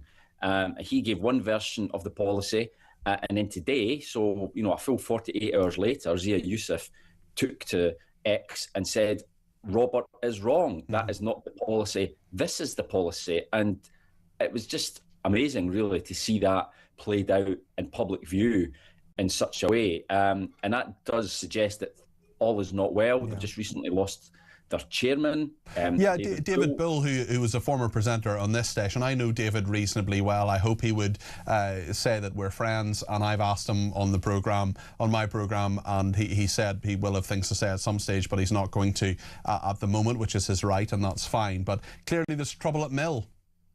I think there is, and and where is Nigel Farage? A man who clearly is not normally shy of a microphone or a television camera, seems to have gone to ground. It's not so long ago we were having almost daily press conferences all across the country from Nigel Farage, and yet he's strangely camera shy. At the moment, he's still being dogged by these questions about the £5 million donation that he received from a Thailand-based crypto billionaire before he became an MP. He seems to be changing his story on that. There's allegations now that he came up with about his details being hacked by the Russians. It's just, the whole thing is really, really bizarre. And meanwhile, it's against the backdrop of this incredibly consequential by-election, because if Reform don't win it and Labour do, then we're probably going to end up with Andy Burnham as the next PM. Kevin, as always, thank you. Kevin Schofield there, political editor at the Huffington Post UK. Just to update you, Donald Trump has put a post on Truth Social. He says if Iran surrenders, admits their navy is gone and resting at the bottom of the sea, and their air force is no longer with us, and if their entire military walks out of Tehran, weapons dropped and hands held high, each shouting I surrender, while wildly waving the representative white flag, and if their entire remaining leadership signs all necessary documents of surrender and admit their defeat to the great power and force of the magnificent USA, the failing New York Times, the China Street Journal, or WSJ means the Wall Street Journal, a corrupt and now irrelevant CNN, and all other members of the fake news media will headline that Iran had a masterful and brilliant victory over the United States of America. It wasn't even close. The Democrats and media have totally lost their way. They've gone absolutely crazy. President Donald J. Trump with crazy in capital letters there, and 3 exclamation marks. So there we are.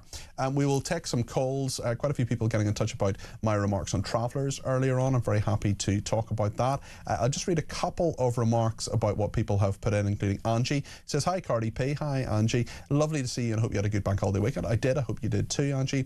Regarding social media being worse than smoking for children, I totally disagree. Yes, it can become an addiction, but it's not going to slowly kill you over time. There are no physical problems with social media. It's more a mental health problem, and that lands with the parents not restricting what they watch. It's absolutely ridiculous to compare it to an actual addiction, which smoking is, next they'll say, more harmful than heroin. Chris in Newbury says medical experts believe social media is as harmful to children's mental health as smoking is to their lungs. No child under 16 is capable of not being influenced by this toxic drug. Many of the same medical professionals believe a 13-year-old boy is mentally robust enough to decide they are a girl and will prescribe puberty blockers to physically change them for life. How are these two things possible? Which side of the medical profession is lying, says Chris. On travellers as well, Jason in Worthing says Starmer getting involved in the 2 rapists smacks in the face of trying to make out he cares. Where was he and where is he now? But the grooming gang inquiry, it's almost as if he knows something is in the pipeline just so he can say he got these 2 rapists the sentence they deserve. Starmer is responsible for these people being on the country. He doesn't care about us. He's only thinking about himself, says Jason in Worthing. And 2 points, says Linda, on the rape of 2 girls by Traveller Boys. First point, there's a by-election and a leadership challenge coming. Second point, the Traveller community is not a significant voting bloc, so there'll be no downside to going after them with this appeal. If there was no political gain to be made by Starmer, and if these 3 boys were black or Pakistani Muslims, Starmer would not have released Hermer, his attack dog. I think it's probably pertinent just one more time to read you the candidates in the Makerfield by-election. We want to stay within electoral law. There are, I think, 4, 5, 6, 7, 8, 9, 10, 11, 12, and 13 candidates. Jake Austin from the Liberal Democrats, Count Binface from the Count Binface Party, Andy Burnham from the Labour Party, Dan Clark from the Libertarian Party, John Dyer, who's an independent, Ed Gemmell from the Climate Party, Paul Gould, an independent, Alan Howling Lord Hope from the Munster Raving Looney Party, Robert Kenyon from Reform UK, Robert Pownell from Protect the Wild, Rebecca Shepherd from Restore Britain, Sarah Wakefield from the Green Party, Peter Ward from Rejoin EU, and Michael Winstanley from the Conservative Party, all standing in the Makerfield by-election, which is on the 18th of June. We'll take some calls in a second. If you want to get your call on the air between now and 10 o'clock, please do give me a ring, 0344 499 1000.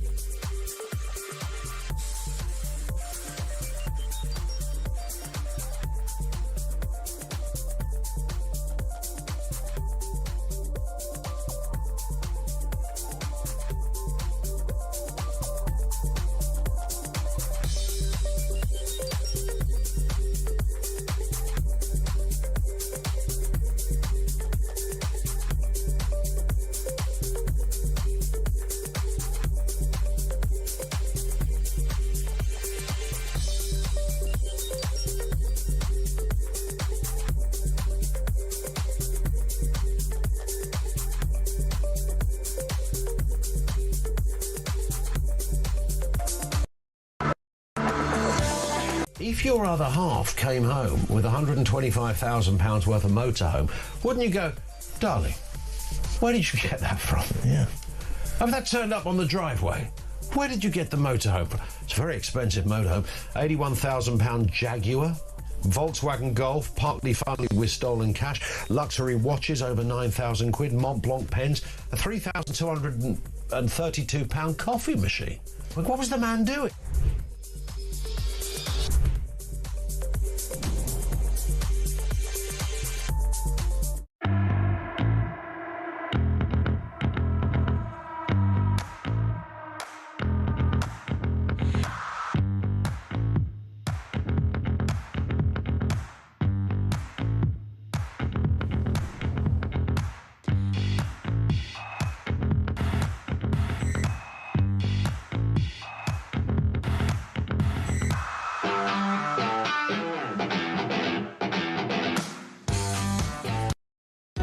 Across the UK, on DAB+, on your smart speaker, on your smart TV, and on your side.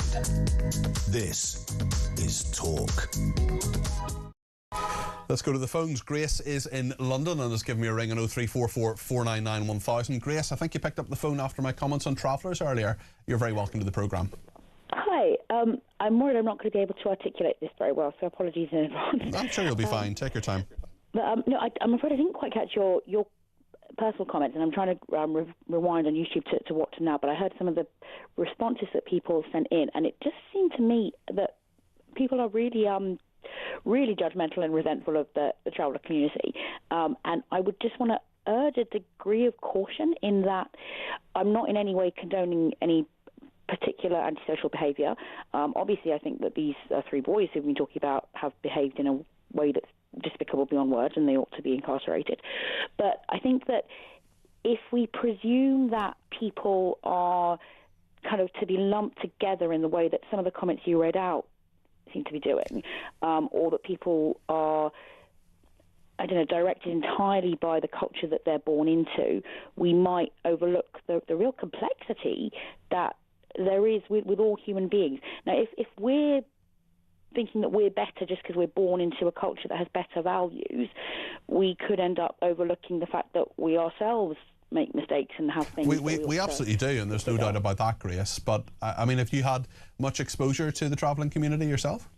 I've got to be honest, I haven't had much of it, no. I've had a reasonable... I don't get out enough, but I do know one individual from the traveller community, and he's lovely. Well, that's great. And I can say that I've had a reasonable exposure to the travelling community. I have done many reports on the travelling community. I've encountered a number of members of the travelling community over my 42 years. I don't think I've met anybody who's been totally honest. From the travelling community, in my personal experience. That's anecdotal. That is not everybody in the travelling community. I know people who've been scammed by members of the travelling community. I know people who have been lied to. I am one of them. I know people who see the values that are there. And my personal comments, which you may have missed earlier, are really about the culture that doesn't say that people should live in proper homes. It doesn't say that children should be properly educated. They can be moved around, and that is their way of life, and that travelling way of life is something that is that culture. But I think I can safely say that that culture is an inferior culture. I'm not saying we should discriminate against those people on that basis, but I really want people to live civilised lives. I want children to be educated. I don't want women to be subjugated. I want women to have equal rights, and I don't think that is the case in any example I have seen of the travelling community. If that makes me a racist, I hope it doesn't, but it certainly is what I've seen with my own eyes. I'm sorry, for one thing, that you had a difficult personal experience with some individuals, and I think that I'm not disagreeing with you. I think that's just that we have an instinct to want to think, well, we are this kind of person and those other people. I'm not saying you yourself particularly, but I think all of us can instinctively think those people over there are this kind of person and we are this kind of person, whereas in reality, everyone is influenced by their culture and their conscience. I totally get that, Grace, and people are deeply flawed, and I'm a deeply flawed person. I make mistakes all the time, and I do things I shouldn't do, and I make judgments that I shouldn't make. I'm not saying I or the culture I'm part of is a perfect culture, But I do think we can say that there are certain ways we do things or should do things in a society, and if you don't do those things, you should change. I definitely think there are better cultural values than some other cultural values, and I think that we're privileged to be born into a culture that has some really great values. I mean, I was thinking earlier about hearing this horrifying story about what happened with these teenagers.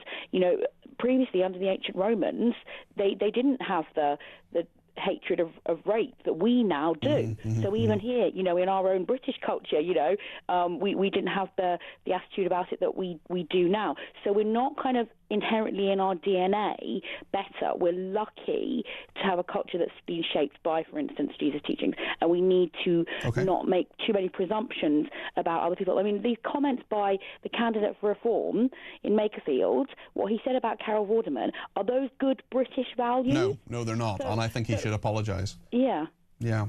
Grace, listen, thanks. Always worth listening to your common sense. That's Grace in London. We'll go to Gemma in just a second, but I just want to tell you a story that's just broken in the Daily Telegraph. A witness casting doubt on Sturgeon's motorhome denials. A witness casting doubt on Sturgeon's claim that she knew nothing about a motorhome her estranged husband bought using embezzled SNP funds. She said she was unaware of the existence of the £124,550 vehicle until it featured in the police investigation in early 2023.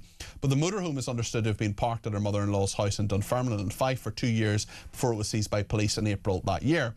Ryan Thomas Quinn told the Telegraph he saw the former First Minister on a shopping trip at an Asda 6 minutes by car from Margaret Murrell's home in autumn 2022. Mr Quinn, who's 18, says he was standing near the tills with a frozen pizza and garlic bread and told another shopper she had family living in Dunfermline. The journalism student said he often walked past Mrs Murrell's home in 2022 and the motorhome was always in the driveway. He added, I just find it unbelievable that clearly she was at her mother-in-law's house and she didn't think to ask her the question, where did the camper van on the driveway come from? So there we are. Lots in that. Are we getting Gemma on the line, or has she gone away? Perhaps we'll come back to her in a minute or two. We'll get a bit of an update on the weather from Joe Wheeler in just a second. Stay with us here on Talk.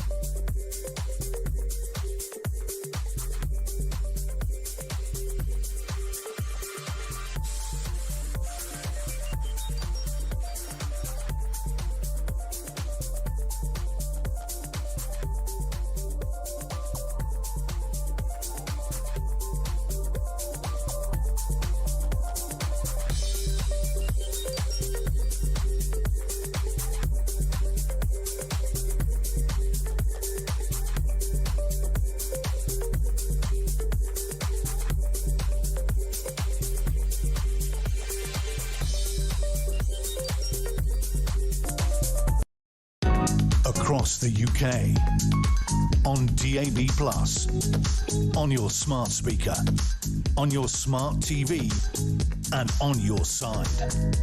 This is Talk. Well, thanks to everybody who's been in touch, including Natasha, who says, do Starmer and Hermer understand why they're so loathed? They go on about protecting women and girls, but carry on letting men into the country who view women as inferior and do very little about the girls destroyed by rape gangs, says Natasha. Should say there is that inquiry. The sooner it gets underway, the sooner it reports, the sooner it changes things in this country, the better, certainly.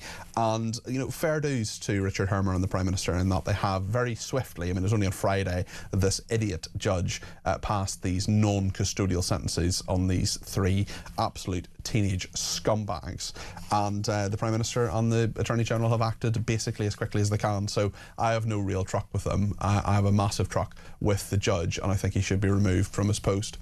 You may have noticed that it's quite warm at the moment. The meteorologist and broadcaster Joe Wheeler is with us on Britain's record-breaking heat wave and how the nation has or indeed has not been coping. Joe, tell us how and why it's happened and what happens next. Well, it's been a fairly manic weekend with records broken all over the place.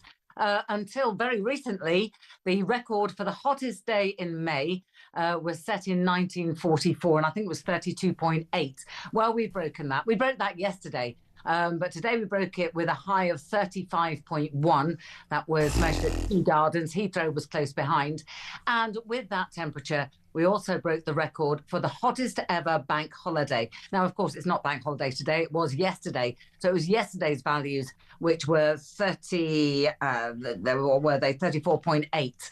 34.8, breaking the previous 33.3, which was set in 2019 Heathrow. And that was an August bank holiday. So, in fact, we've now got a May bank holiday that's beaten an August bank holiday. And, of course, this one was early because for the May bank holiday, all 3 days of the bank holiday have to be in May. And if they did happen next weekend, the Monday would have been the 1st of June. So it's early by a week.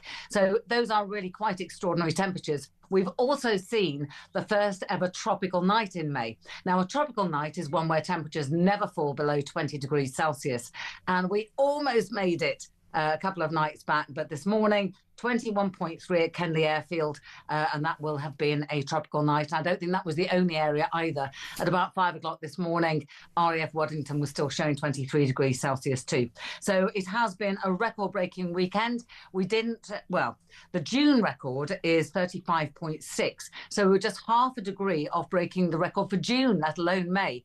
So extraordinary heat. And of course, many people think that when that happens, what we've done is we've filched the air from somewhere nearby, from France, maybe Spain, Portugal, Northern Africa. And there is a component of that in there because you may have noticed some Saharan dust, which has been covering cars. Usually that comes down with the rain, but it's been blowing in the wind, it's landing on cars and that sort of thing. So there has been a southerly flow, but it's not the southerly flow that brought us the very warm temperatures. Originally, it was cold air from Canada. Now, of course, air from Canada, not known for being toasty, but it's usually more like a freezer. But coming across the Atlantic, it was under high pressure, and that caused the air to sink. And sinking air warms up. So we started with this warmer than average temperatures. Then we had the strong sun in May, because the sun at this stage in the year is as strong as it is in late August.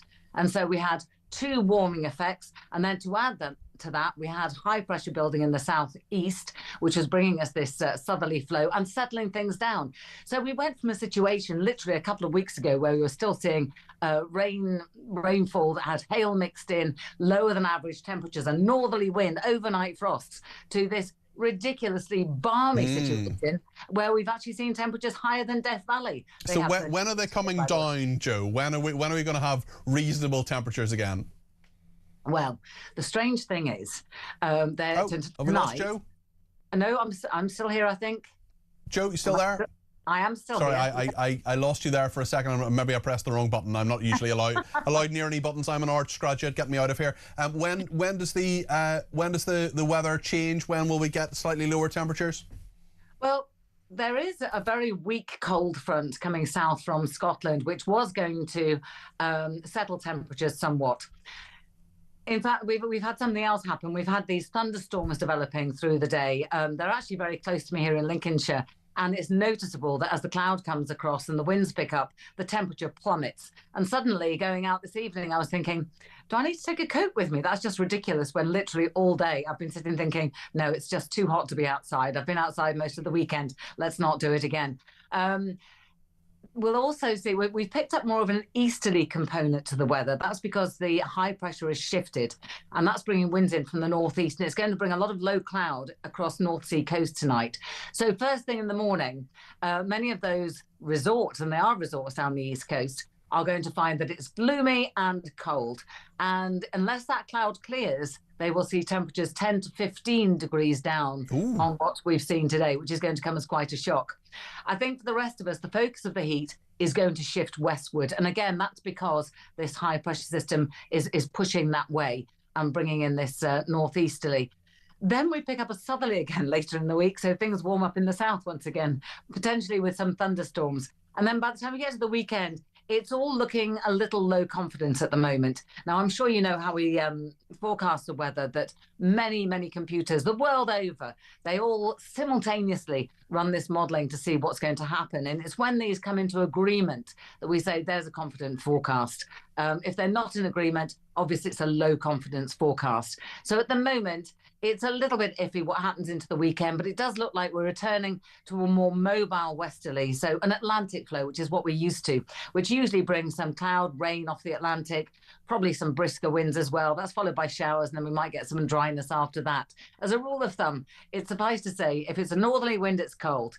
Yeah, if it's a westerly, it's probably cold and damp. Southerly, get the barbecue out, and an easterly wind is either going to mean glorious weather or existential despair, depending on when the season is. Joe, thank you very much. No one quite gives a weather forecast like you. We'll have you back on the debate desk in studio in a couple of days' time as well. Looking forward to that. Joe Wheeler there, meteorologist, debate desk commentator, queen amongst women. 0344 499 1000 is the number to call if you've any views on any of that. Tony's been in touch from Warrington. Says, good evening, Peter. So record temperatures in an airport, one that is busier now than ever. Then the centre of London, that is more built up now than ever. Many recording stations that were once in small towns are now in large towns, surrounded by concrete. I agree we're getting warming, but we are not measuring like for like. This is not pointed out, just lava weather maps to create fear and support the narrative, says Tony. Thank you for that. Robin Surrey says, if the voting public have any sense, they won't listen to a word Carol Vorderman says. She encouraged everyone to vote Labour at the last general election and now gives them a rating of 3 out of 10.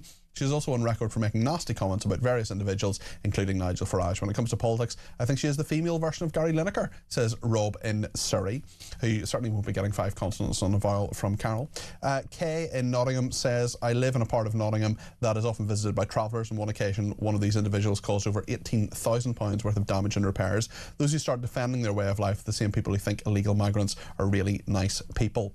Michael in Lincoln says, I grew up in Cumbria in the 1960s and 70s. There was and still is a traveller fair there every year. They're a law unto themselves. They park up wherever they like for weeks before and after. If obstacles and signage have been put up to prevent them setting up, they just remove it and cart on doing as they please. Even as a child, every local knew to lock everything away, leaving nothing out, and even then it usually got lifted. Police were and are powerless to investigate, as it was culturally sensitive even then. The youths invaded pubs, intimidating locals and especially the girls, and they still behave in ways today that would get you or I arrested and not allowed bail. It's time we stop pandering to these folks and apply the law equally to them as well as us. Well, Mike, I agree with you. The law should certainly be equally applied to everyone.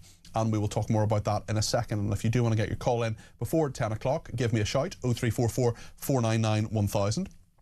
Let's talk a little bit about the FIFA World Cup 2026. It's almost here, and thanks to Adidas, the tournament's official match ball supplier, our friends at talkSPORT are giving you the chance to be there. Adidas is sending you and a friend to Dallas to see England versus Croatia live on the 17th of June with return flights, accommodation, spending money, tickets, and your very own Adidas official match ball. Be at England's first game in the FIFA World Cup and one of the world's best stadiums. Are you ready to get that winning feeling? Well, here is how to enter. Get ready for that winning feeling. For your chance to win, head to talksportwin.com or text TALK to 83338. Texts and online entries cost £2.50 plus your standard network rate. Or call 0343 418 7260. Lines close 1st of June 2026 at 4 p.m. That's when you'll need to answer your phone if it rings. 18 plus UK residents only. This is a network promotion. See full terms and conditions at talksport.com/win. So for your chance to win, text TALK to 83338 now. Full T's and C's at win.talk.tv.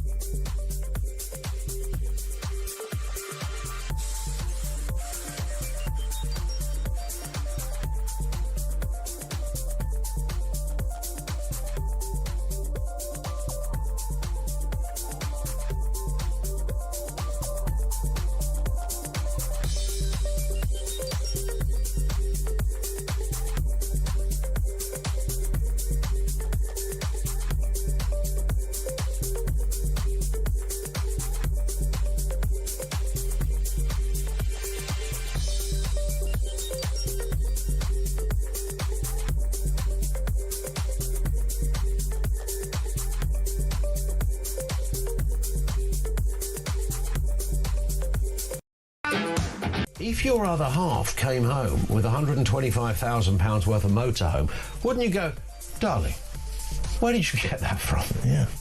Have that turned up on the driveway? Where did you get the motorhome from? It's a very expensive motorhome. £81,000 Jaguar, Volkswagen Golf, partly funded with stolen cash, luxury watches over 9,000 quid, Mont Blanc pens, a £3,232 coffee machine. Like, what was the man doing?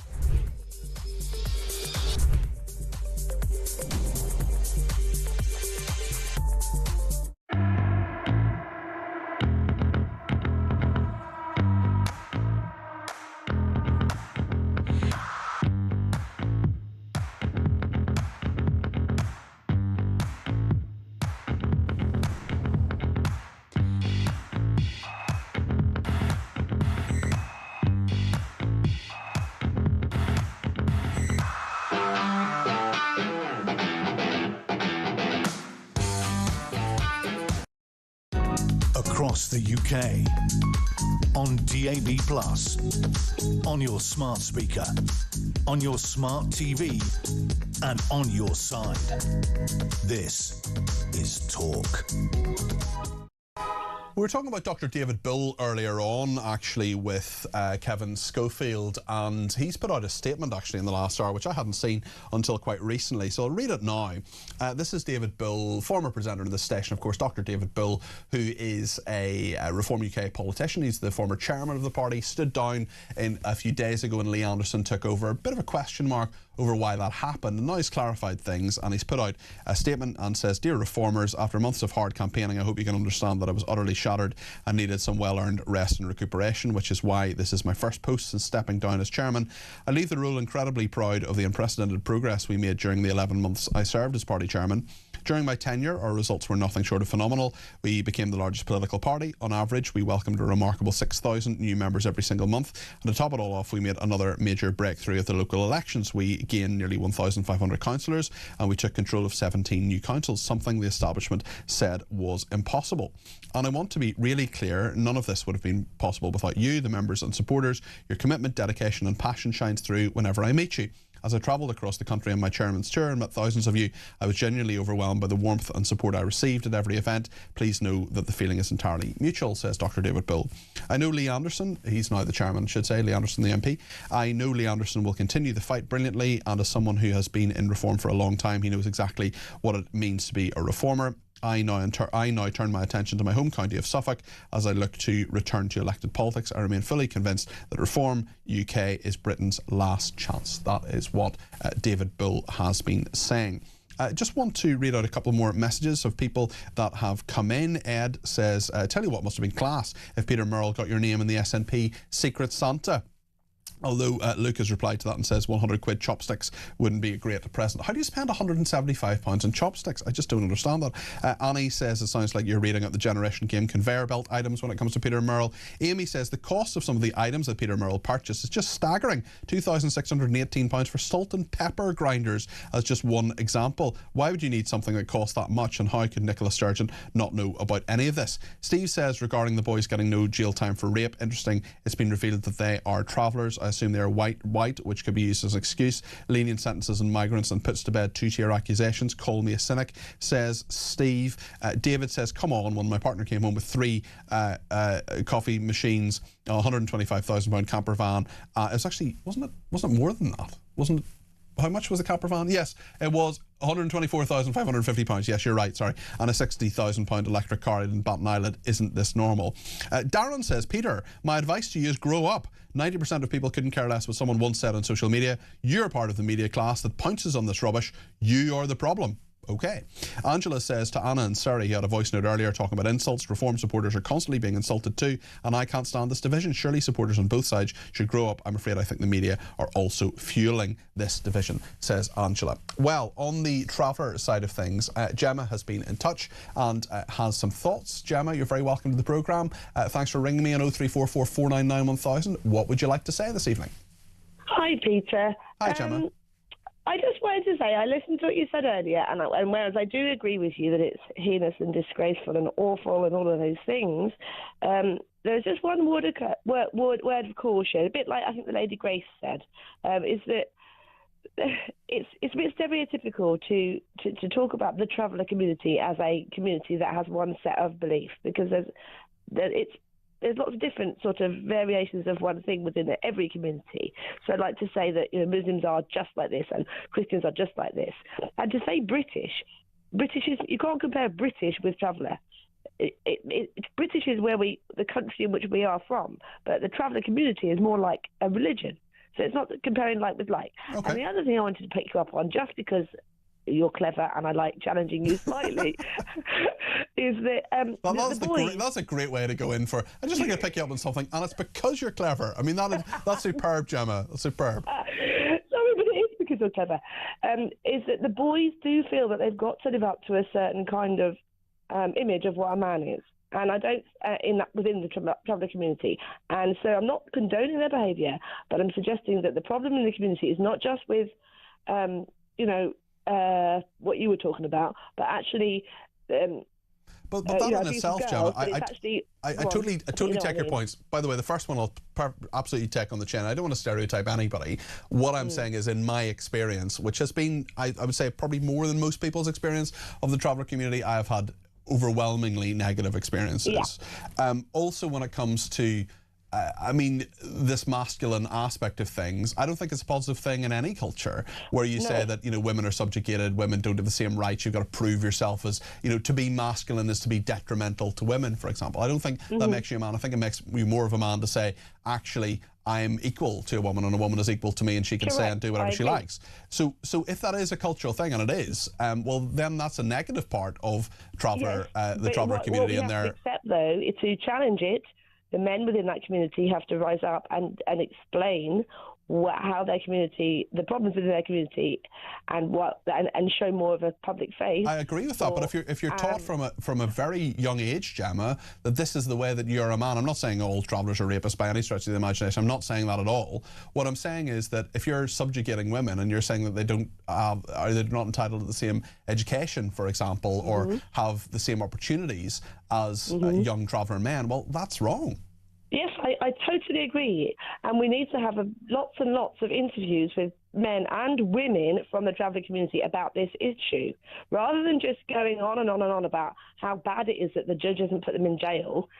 Right? We need to think about what can we do as a non-travelling community to understand the travelling community, and what can they do? I think I do understand them, Gemma. I do understand, and I don't like it. And it's not about. I'm not saying you do like it, but I'm saying if we want to make things better, then there has to be a point of what do I mean? You know what I mean? A point of agreement, so that together the community can survive. We're only going to do that with representatives like Tyson Fury, I might add, who I know he's not perfect, but he's a good advocate, and some women from the Gypsy community to see what they think about. Well, I'd love to hear from them. I'd love to hear from them. Gemma, listen, that is a great call, and thank you very much for it. And I'm very happy to be challenged on anything I say. If you are a member of the travelling community, male or female, give me a ring in the next 10 minutes, and I will happily chat to you about your culture. Or give me a ring tomorrow night, and maybe Gemma can come back on and let me know what she thinks of that call as well. Kevin's in Basingstoke and has given me a ring about Robert Kenyon. Kevin, you're very welcome to the programme. What would you like to say?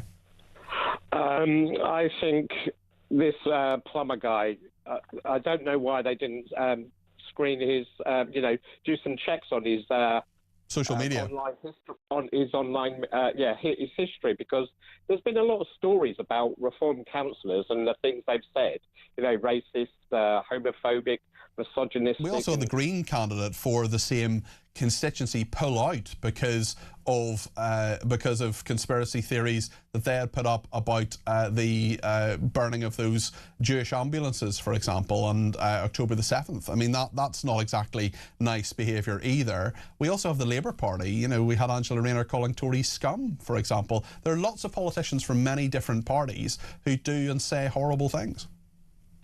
Well, I mean, she's entitled to say that. But that Tories, she didn't say voters. Didn't she say the Tories that voted for certain things are scum? She called Tories scum. Whether she called some Tories or all Tories scum. Would you defend her saying that? All. Would you? No, I remember that it was spun that she was calling all Tory scum, which she wasn't. But anyway. Okay, hold on a second. Would you defend her calling some Tory scum? Well, I mean, I don't know what I don't know what the context of the thing was. So I don't know if she was saying that, you know, some Tories that did some disgusting, horrible things. Then maybe, yeah, but I can't really say. Probably, it wouldn't be language I would use unless it was for a real. If it's okay to call someone scum, why is it not okay to talk about Carol Vorderman in that way? Yeah, but I don't know what she was. I mean, some Tories have done some really terrible things. I don't think Carol Vorderman has. Lots of my viewers and listeners say Carol Vorderman has done some terrible things. She said vote Labour, for example, and she's now said that she gives them 3 out of 10. Now, I would not say or think or do or certainly put on social media what that person had put on social media. Carol Vorderman, of course, advised the Tories when David Cameron was there on education policy, on maths as well. So, I mean, I'm not saying Carol Vorderman deserves it. I'm not saying any woman deserves to be talked about in that horrible way. My point is that there are lots of politicians who've done and said horrible things. So is Robert Kenyon better or worse than any of those? Well, he's been saying misogynistic things, anti-trans things, racist things. I mean, that's pretty bad, isn't it? I've just been told. I mean, it was even suspended from X. You have to say some really bad things to get suspended from there, don't you? And he said he even criticised Donald Trump. He said, I don't like Donald Trump, and I didn't vote for Brexit. Yeah, I'm not sitting here defending him, Kevin. What I'm saying is that a lot of people from parties, including ones that you may support, for example, yeah, but you wouldn't put like I'm saying, in a seat as important as that, you would have thought they would have did. I mean, it's only one person. Well, Angela Rayner was the deputy. Yeah, Angela Rayner was the deputy prime minister when she called frontbenchers during COVID scum. She called them Tory scum. Now that was to do with the front bench of the Conservative Party. And you hold on a second. You haven't said that she shouldn't do that. Well, maybe she was referring to them saying that they tested people before they sent them into. Well, you don't know what she was referring to, but exactly. Okay, well, why are you now qualified to? Okay, well, hold on, Kevin. Why are you now qualified to judge Robert Kenyon when you don't know the context of those remarks? Well, I mean, just if you admit to being misogynistic and say some transphobic things, and he hasn't denied it, it was his account. Okay, that's fine, and I'm not defending Robert Kenyon. What I'm saying is, and I've said on a number of occasions during this programme, that I think he should apologise for those remarks, and they weren't there. And in fairness to Angela Rayner, she apologised for her remarks, but you're condemning him, but you're not condemning her. I am condemning him, yes. Yes, are you condemning her? But that's not my main point. My main point is, why couldn't Reform check his history? One man is probably the most important election for. Yeah, you're absolutely right, and they should check her history. So, should Angela Rayner not have been allowed to stand as an MP in 2024, for example, having called Tory frontbench scum? Well, if she was talking about what was this something to do with COVID? So I don't know when she stood. So you think it's okay for her? Do you or do you not think it's okay for Angela Rayner to call Tory scum? You haven't answered that question, Kevin. Well, it depends who and why she said it. So it's fine for her to do that if she's motivated in that way, but it's not fine for Robert Kenyon to do and say things that you disagree with on trans, on Carol Vorderman and others. I don't really understand your logic. My logic is, I mean, if she was saying that... I think your logic is you don't like Reform UK and you do like Labour. I think that's maybe your logic. No, it's nothing to do with that. I don't know why she called him that. There could be a perfect reason. Okay, tell you what. Here's the deal, Kevin. If you are controlling the country, the decisions you make affect a lot of people. So it's okay to call you scum, Kevin. I tell you what. Kevin, do me a favour, right? Find out. Okay, do a Google. Find out exactly the reason and the background to make sure that you're happy. If you ring me tomorrow night and we can discuss this further about Angela Rayner and whether she was right to call those Tories scum or not, I promise you I'll put you on. Is that a deal? All right. Okay. Okay. Talk to you tomorrow night. And it might go both ways. It can go. You can say whatever you want, Kevin. You're entitled to your opinion, but I'm also entitled to challenge you. Okay. Okay, thanks, Kevin. We'll talk to you tomorrow night. Appreciate that. Petri Hoskin is with me now. Hello. How are you? You well? I'm good, thank you. How are you? Yes, very well, thank you. Enjoying the weather? No. Oh, okay. I don't really like hot weather.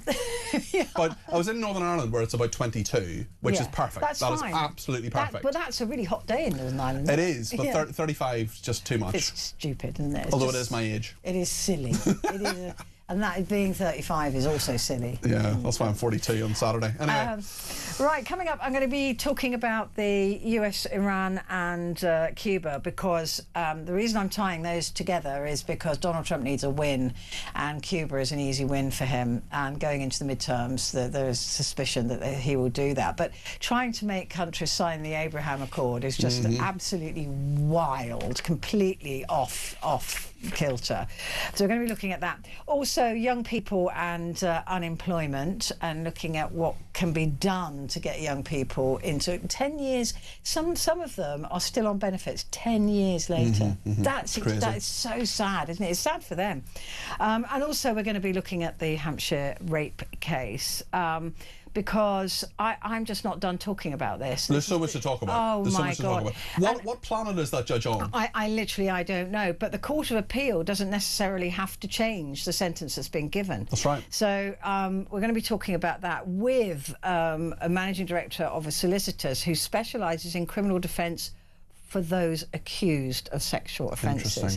So that'll be interesting to see where ADHD played into it. Yeah. That's also going to be the phone-in. Their behaviour in court as well. There was a lot about, oh, well, you seem like such nice lads. And you managed to sit quietly. Yeah, even well, though you've great. got ADHD. Well, that's brilliant. That definitely means you shouldn't go to jail for rape. I mean, load of old nonsense. But also, if they've got ADHD that's that bad, how did they sit quietly in court? Also a very good point. Good questions to be asking. I mean, as a woman, and I've got young women in my life, this is the wrong. This is absolutely the wrong message. We've been talking about traveller culture as well, and there are questions to be answered about that. There are absolutely questions to be answered. So that is also talk back. I want to talk to people. Is ADHD